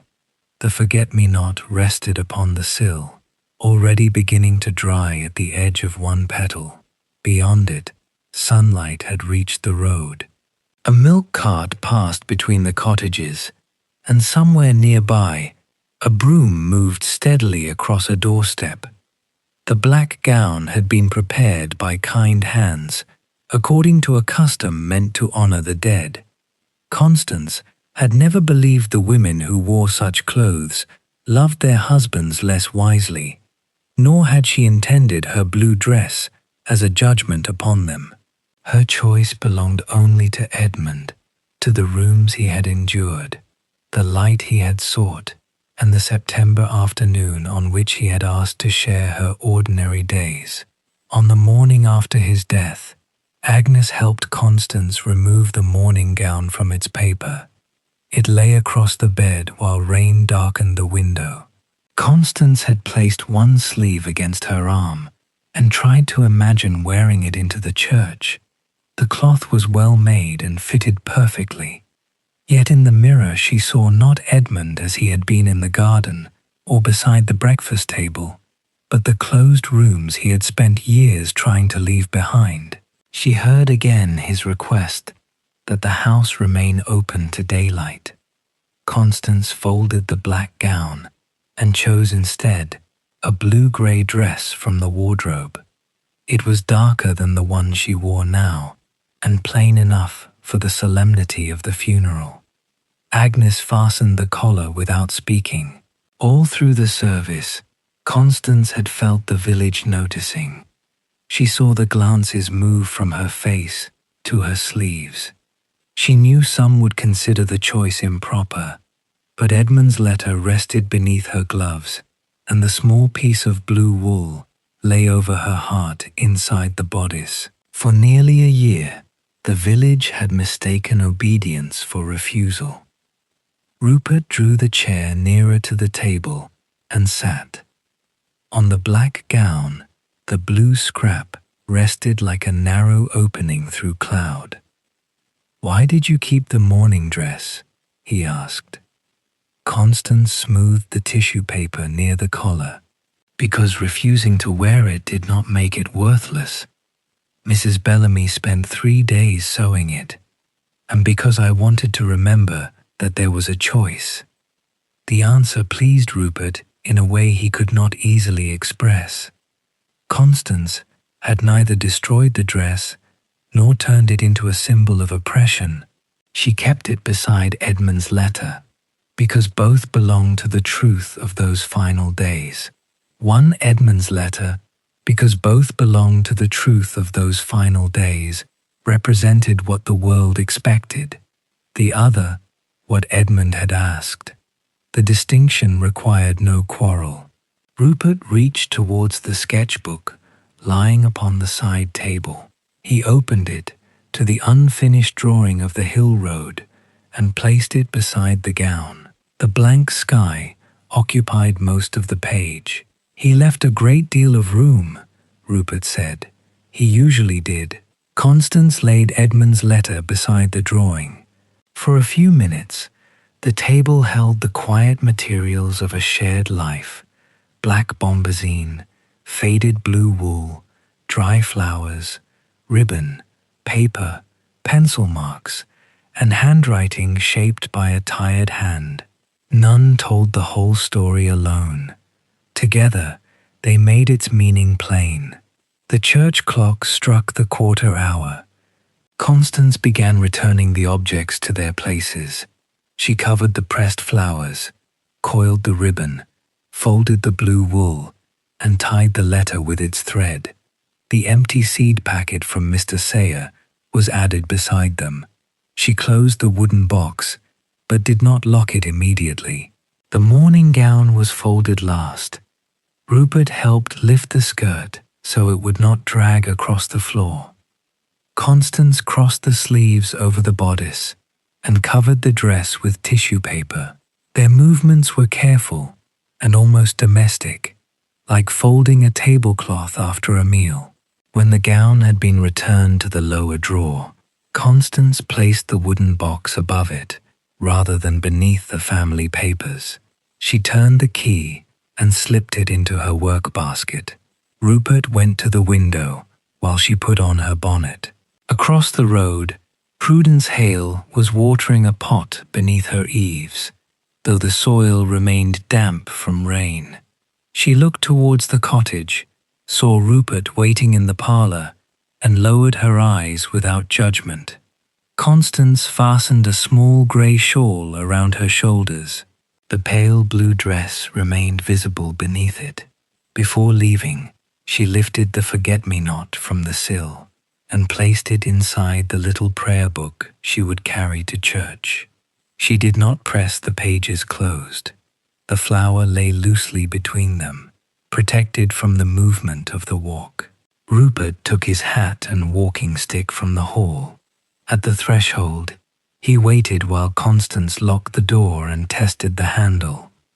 The morning air was cool, scented with wet stone and hawthorn. Sunlight travelled in broad patches over the valley as clouds moved above the hills. They stepped through the gate together. The village would see a widow approaching the church in blue on the first anniversary of her husband's death. Some would remember the funeral and the year of unanswered questions. A few now knew that Edmund had made a request though only Constance and Rupert had heard the letter in full. For the moment, no explanation travelled ahead of them. There was only the road drying beneath the morning sun, the soft ring of Rupert's walking stick upon the stones, and the small flower resting within Constance's prayer book as she walked towards the bells. The road to St. Anne's followed a gentle rise through the centre of Aldercombe. Constance and Major Vane walked without haste, keeping near the wall where the stones had begun to dry. Water still hung from the hawthorn leaves, and whenever a branch moved above them, a few drops fell onto the road with the light, separate sound of beads scattered upon cloth. It was Monday morning, and the village had entered its working day. Mr. Bell stood at the bakery door, shaking flour from his apron. A girl from the inn carried folded linen towards the laundry yard, while farther along the lane, Mr. Wren had opened the broad doors of his workshop to the sun. The scent of newly planed oak mingled with bread, damp soil, and the faint coal smoke rising from the cottages. Those who saw Constance approaching the church noticed the pale blue dress beneath her shawl. They also noticed Major Vane beside her, his silver head uncovered whenever he returned a greeting. No one spoke of the colour. A year of wondering had not ended, but the curiosity surrounding Constance had lost some of its certainty. Thomas Wren was sweeping wood shavings from the workshop threshold. When Constance passed, he rested the broom against the door and touched 2 fingers to his cap. His repaired kite hung from a beam behind him, and beside the workbench the forget-me-not she had given him stood in a narrow medicine bottle. Its stem had bent, and its petals were beginning to fade, but he had changed the water each morning. Constance saw the flower through the open doors. She did not stop, though her hand closed a little more securely around the prayer book in which the morning's blossom lay. St. Anne stood near the upper edge of the village, within a churchyard, enclosed by a low stone wall. The oldest gravestones leaned beneath yew trees, their inscriptions softened by weather and lichen. Edmund's grave lay nearer the eastern boundary, where the ground sloped towards the valley and received the first light of morning. The church door stood open. Inside, the nave was cool and faintly scented with beeswax, damp stone, and the greenery Mrs. Wren had arranged near the chancel. There were no black hangings and no special display. At Constance's request, the observance would be part of brief morning prayers, with Edmund's name spoken once and no sermon devoted to him. Several villagers had come before beginning their day. Agnes Cray sat near the aisle in a brown bonnet, her hands folded over a small prayer book. Mr. and Mrs. Wren occupied the pew behind her. Prudence Hale stood near the back, smoothing the fingers of her gloves while she looked towards the open door. When Constance entered, the room grew slightly quieter. She paused to allow her eyes to adjust. Sunlight entered through the narrow south windows, laying pale shapes across the aisle. Dust moved within them, rising and settling with the air. The familiar pews, stone pillars, hymn boards, and worn hassocks remained exactly as they did on ordinary Sundays. The steadiness of the place comforted her more than any arrangement made especially for grief. Agnes moved her umbrella from the pew to make room. Constance sat beside her, while Rupert took the place at the outer end. No greeting was necessary. Agnes's hand rested near Constance's upon the wooden bench, not touching it, but close enough that the warmth between them could be felt. Reverend Fell entered from the vestry. He wore a plain white surplice over his black cassock, and carried a small book marked with narrow ribbons. Before beginning, he looked towards Constance. At their meeting in the cottage, he had believed he was asking her to honor Edmund properly. Since then, her answer had remained with him. I mourn Edmund, as he asked me to. He had repeated the sentence while arranging the morning prayers, and again while standing alone in the church at dusk. Its simplicity had gradually exposed the presumption beneath his concern. Now he saw Constance, seated in pale blue, her grey shawl folded neatly around her shoulders, and Edmund's old friend beside her. Josiah inclined his head. The gesture was small enough to pass unnoticed by most of the congregation, but Constance understood it. No question would be asked of her dress that morning. The service began. Josiah's voice moved quietly through the nave, rising towards the timbered roof and returning softened by stone. Outside, the village continued around the church. Cartwheels passed along the lower road. A gate opened and closed. Somewhere near the schoolhouse, children recited a lesson in uneven unison before their voices faded behind the church walls. Constance followed the familiar words in her prayer book. The forget-me-not lay between 2 pages near the center, and its stem rested along the inner margin. She turned each page slowly so that the flower would not be disturbed. When Edmund's name was spoken, nothing in the church altered, no bell sounded, and no music began. Reverend Fell paused for the length of a breath, then continued the prayer. Constance looked towards the east window. Its old glass held muted pieces of blue, green, and amber, joined by dark lines of lead. Morning light passed through them without preserving their shapes, falling instead in softened colors upon the stone below. A year earlier, Constance had stood in the same church while Edmund's coffin rested before the chancel. Rain struck the windows throughout the service, and the air smelled of wet wool and cut lilies.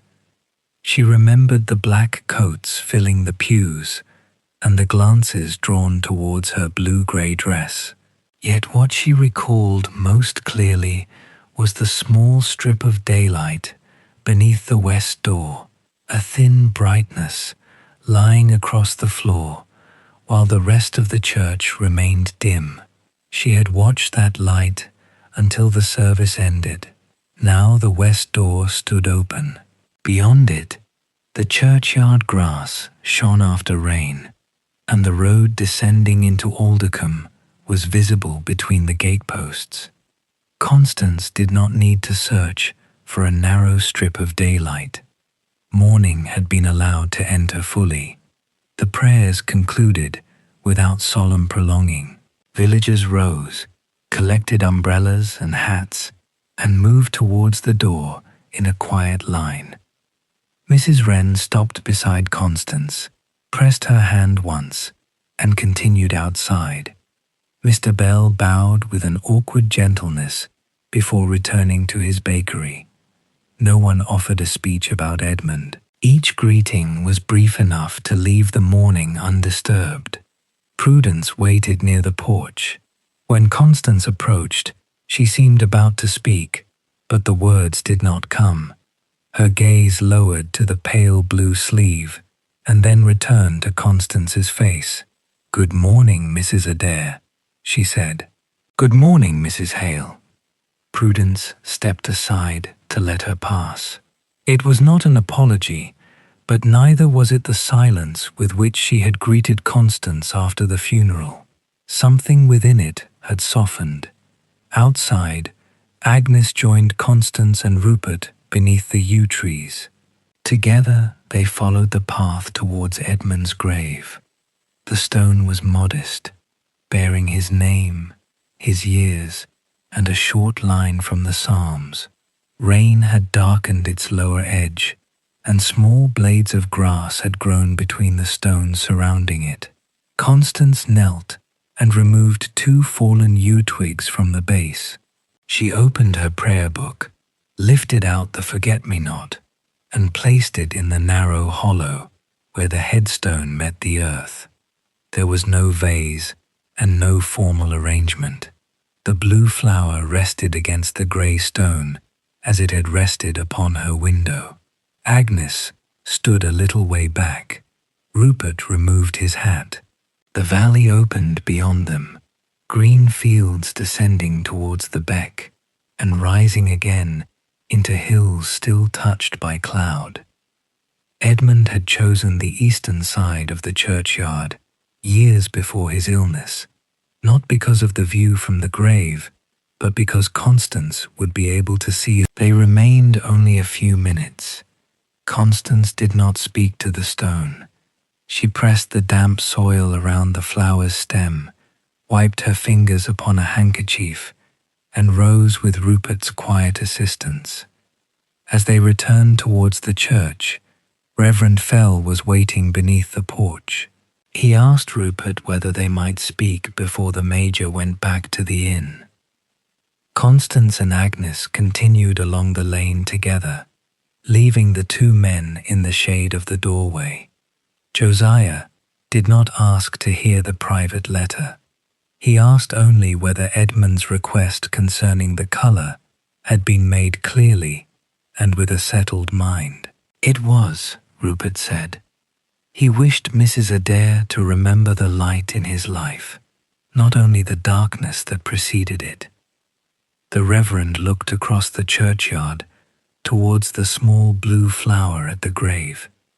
I advised her that proper mourning should make grief visible. Her grief has always been visible to anyone who looked beyond her sleeves. There was no rebuke in Rupert's voice.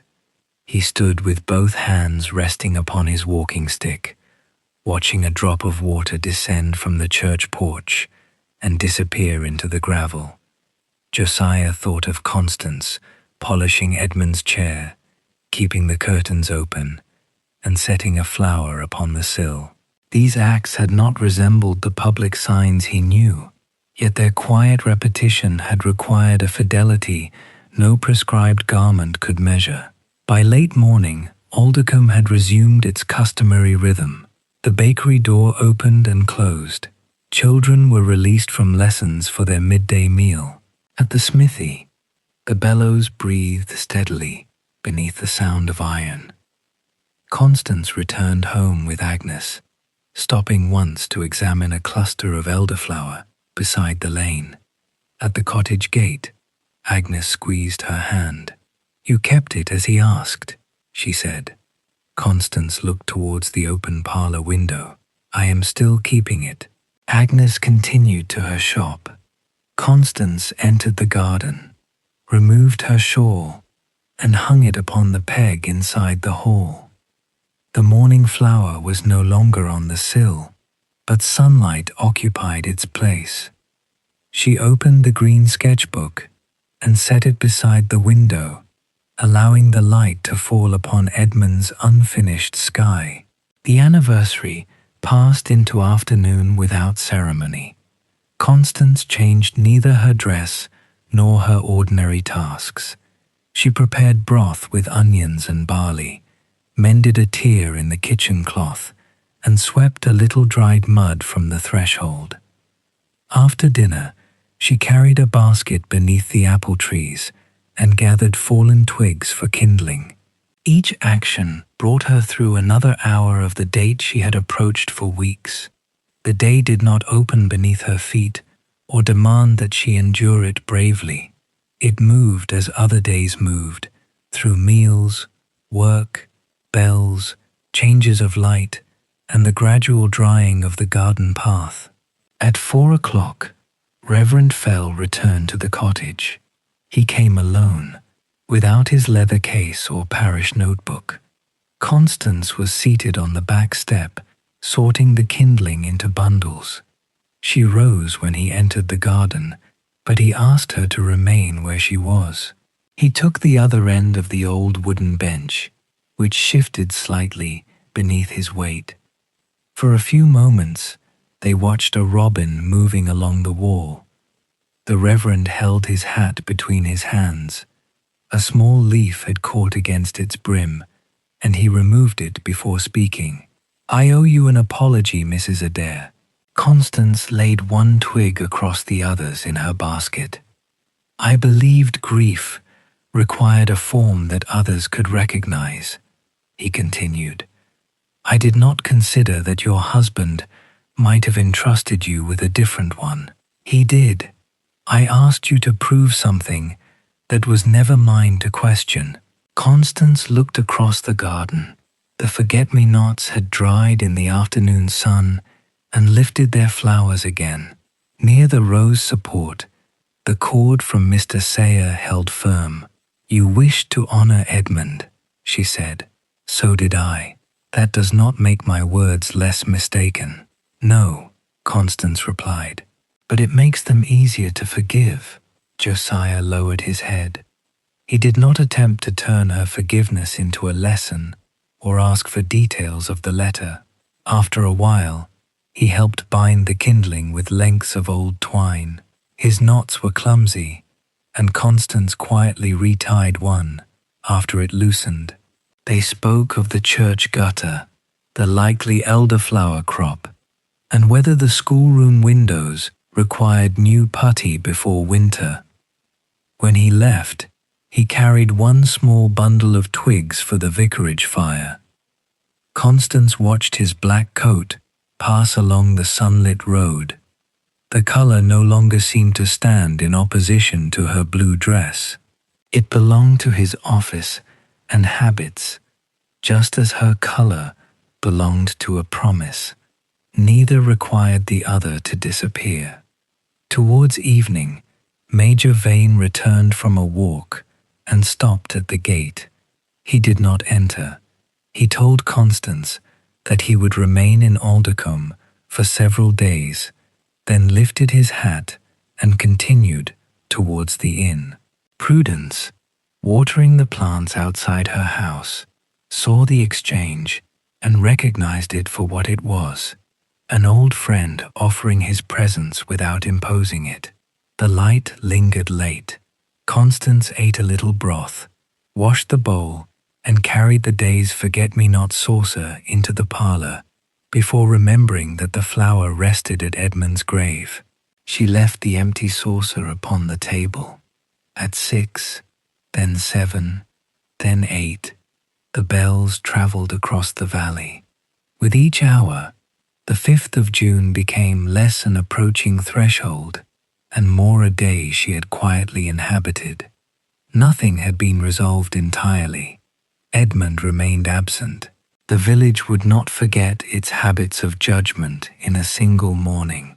Constance would wake on other dates, carrying memories no one else could see. Yet the black gown no longer waited as evidence against her. It was only a carefully made dress, folded in paper. The blue one she wore was only cloth as well, softened by use. The promise lived not in either garment alone, but in the attention with which she continued to open the curtains, tend the garden, and remember Edmund before illness had darkened his days. Before bed, Constance stood at the front window. The churchyard could not be seen from the cottage, but the tower rose above the roofs, its stone turned silver beneath the evening sky. Somewhere beyond it, the little flower lay against Edmund's headstone. Constance drew the curtains only after the final light had left the road. The first anniversary was over. The cottage settled around her with the ticking of the clock, the cooling of the range, and the faint scent of forget-me-nots entering through the open upper pane. Outside, Aldercombe grew quiet beneath a clear June night, and morning waited beyond the hills without haste. June passed into July beneath long evenings and intervals of soft rain. Major Vane remained at the inn for 4 days after the anniversary, taking short walks along the beck and spending one final afternoon with Constance beneath the apple trees. On the morning of his departure, she wrapped bread and seed cake for his journey, and he left the green sketchbook in the parlour where the unfinished sky could receive the northern light. His carriage moved slowly beyond the church, carrying him southward until the road turned between the hills and the sound of its wheels was absorbed by the summer fields. The weeks that followed brought no further explanation of Constance's promise. Agnes kept what she knew. Reverend Fell asked no more questions, and Prudence did not repeat the things Major Vane had quietly confirmed. The village returned to its usual concerns: hay cut before rain, roofs repaired during dry weather, currants boiled with sugar, and children released from the schoolroom into afternoons that seemed almost without end. Each morning that the flowers remained fresh and the weather allowed, Constance chose one forget-me-not from beneath the garden wall. She placed it upon the parlour sill after opening the curtains at 6, then removed it in the evening when its stem had softened. She never gathered several in advance. The small act belonged to the condition of the garden that day, to sunlight, rain, open petals, and the brief season in which the flowers were available. By the middle of July, the earlier stems had begun to turn brown. Their blue petals loosened and fell among the leaves, leaving small green seed cases in their place. Constance did not cut them back at once. She allowed the seeds to ripen and scatter into the narrow spaces between the stones, as Edmund had always done. When the dry cases caught against her skirt, they released themselves into the soil with scarcely a sound. The last flower appeared near the end of the month beneath the shade of the currant bushes. It was smaller than those of June and grew upon a stem leaning close to the ground. Constance found it while gathering red currants into a shallow bowl.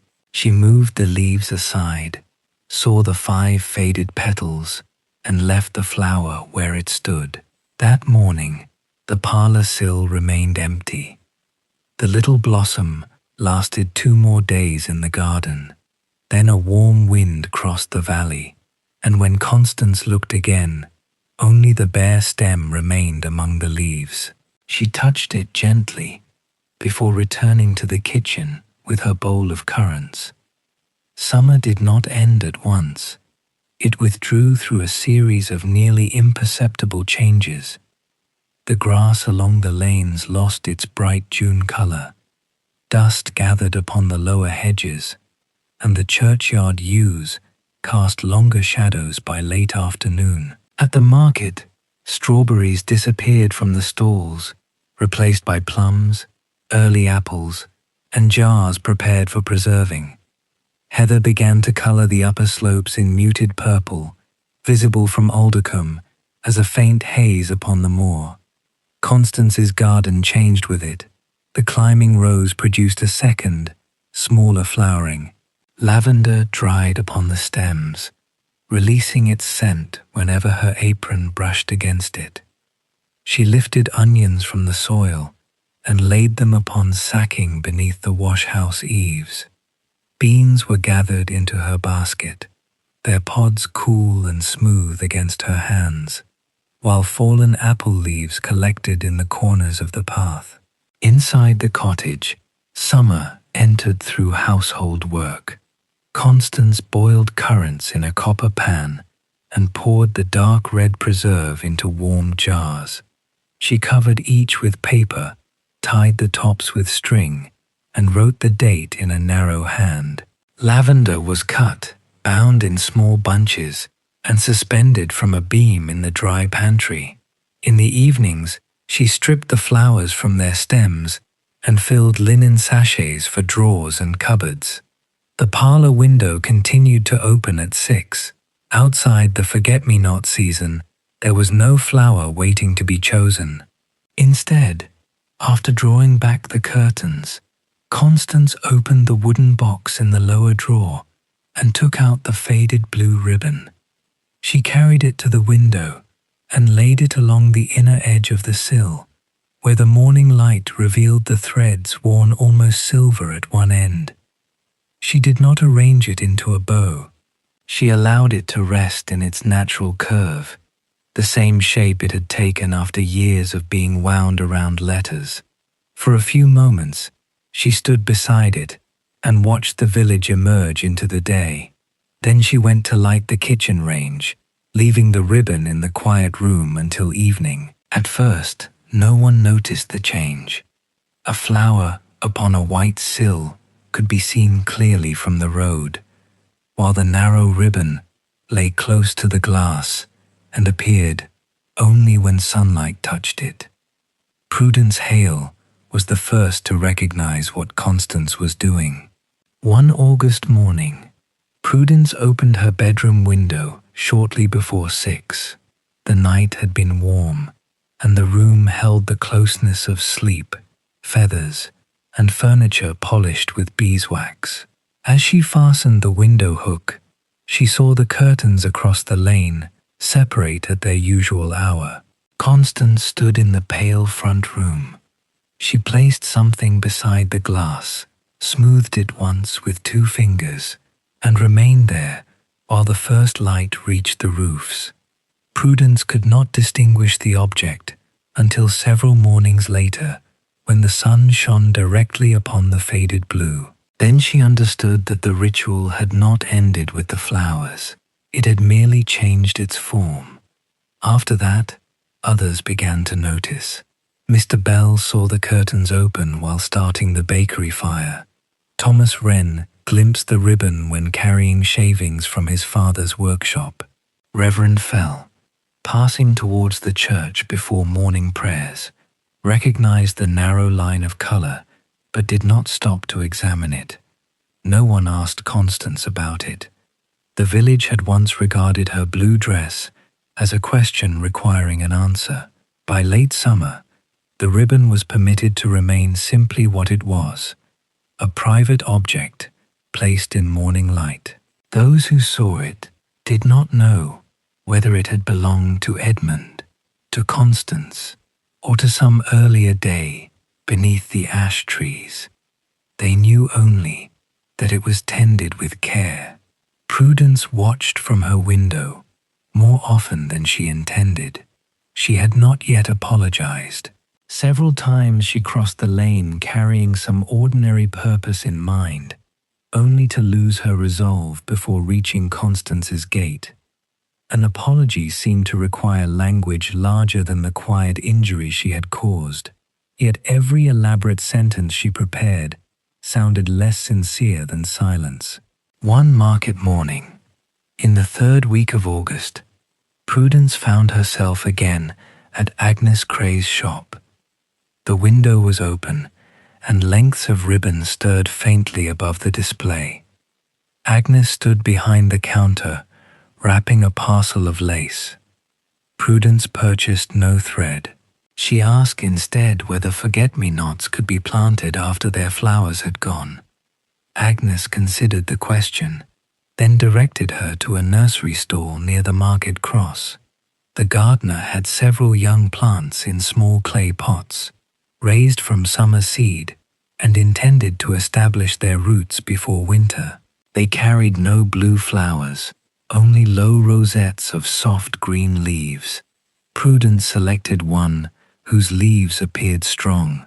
The gardener wrapped the pot in newspaper so that damp soil would not fall into her basket. On the walk home, she carried it with both hands, protecting the young plant whenever a cart passed too close to the curb. She waited until the following morning. Aldercombe was still asleep when Prudence crossed the lane shortly before 6. Mist lay low over the road, and moisture had darkened the gateposts. She placed the clay pot beside Constance's gate, where it could be seen from the kitchen door, but would not obstruct the path. Prudence had considered attaching a note. She had written 3 versions the previous evening. The first contained too many explanations, the second asked for forgiveness too directly, and the third merely gave her name. In the end, she folded all 3 into the stove and left the pot without a message. She returned to her own house before Constance opened the curtains. At 6, the faded ribbon was placed upon the sill. Constance stood at the window, looking across the misted lane. Prudence remained behind her curtain, though she knew concealment was unnecessary. After a few moments, Constance left the parlour and opened the front door. The young forget-me-not waited beside the gate, its leaves silvered by dew. Constance bent and lifted the pot. The newspaper around it bore the nursery stall's printed name and a dark mark where Prudence's thumb had pressed against the damp paper. Constance looked towards the house opposite. One of Prudence's curtains moved slightly and became still. No words crossed the lane. Constance carried the plant into the garden. She removed the newspaper, loosened the soil around its roots, and examined the leaves for damage. The plant would not flower that year.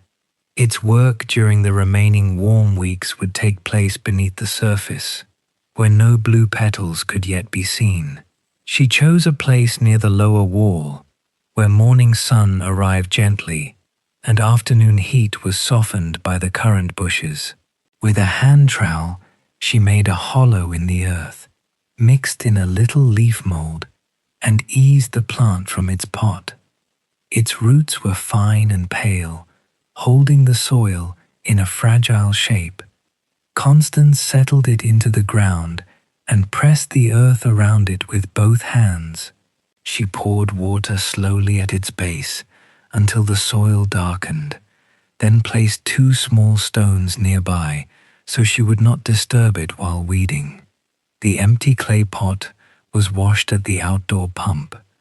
Constance dried it in the sun and later set it upon the wall between the 2 cottages.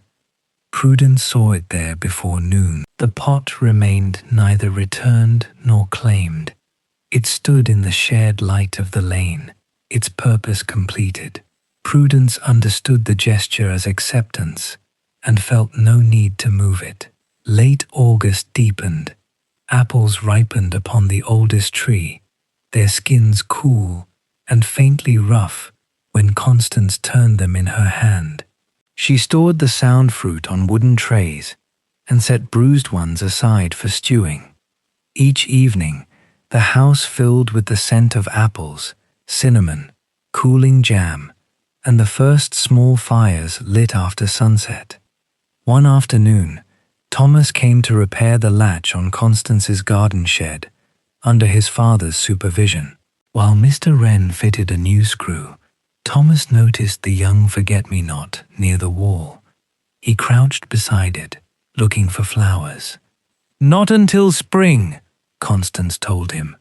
Thomas touched one leaf carefully. "It looks as though it is doing nothing. It is growing roots." He appeared satisfied by this. Rising, he carried the carpenter's tools back to the shed and held the door while his father tested the latch. The plant became part of Constance's autumn preparations. She watered it during dry weeks and sheltered it with loose leaves when the nights grew colder. Its growth was modest. New leaves appeared close to the soil, while the outer ones faded, and anyone passing the garden might easily have overlooked it. Constance did not. By September, mist remained over the valley, well beyond sunrise. The ribbon upon the parlour sill seemed paler in the subdued light, though its colour had not changed. Constance continued to place it there each morning and return it to the wooden box each evening, beside the pressed flowers and Edmund's letter. The act did not prevent her days from moving forward. She attended market, visited Agnes, sent a letter to Major Vane, and helped Mrs. Wren prepare apples for the school harvest supper. She began using Edmund's chair when the afternoon light fell most clearly upon it, setting her mending basket beside the green sketchbook. The hollow in its cushion gradually altered beneath her weight. No one remarked upon that change either. One evening, Constance sat there while rain touched the leaded panes. The fire burned low, and the room smelled of drying wool and apples stored in the pantry. She was hemming a square of blue cloth intended to cover the bread basket. Each stitch followed the edge at an even distance, disappearing when she smoothed the fold between her fingers. Across the lane, Prudence lit her lamp. Its glow appeared through the curtain and rested upon the wet road. Constance looked towards it for a moment before returning to her sewing. The forget-me-nots were gone, the anniversary had passed, and summer was withdrawing from Aldercombe. Yet remembrance had not become emptier when the flowers ended. It had found another small object, another ordinary movement, and another season in which to live. Upon the parlour sill, the faded ribbon rested beside the darkening window until Constance completed her final stitch. Then she folded it once, carried it to the lower drawer, and returned it to the wooden box. Outside, beneath the garden wall, the young plant settled its roots into the cooling earth, preparing in silence for a spring no one needed to hurry. And now, the lamps have grown dim. The village has settled into silence. The last footsteps have faded along the old stone lane, and somewhere beyond the quiet fields, only the gentle whisper of the wind and the slow rhythm of the night remain. If you are still listening, allow these final moments to become softer still. There is nothing left to remember tonight, nothing left to solve, nothing waiting for you until morning. Simply rest. May your breathing remain slow and peaceful. May your dreams be gentle, and may you wake tomorrow feeling calm, restored, and quietly renewed. Thank you for spending this peaceful evening with Quiet Victorian Nights. Until our next journey, good night and sleep well.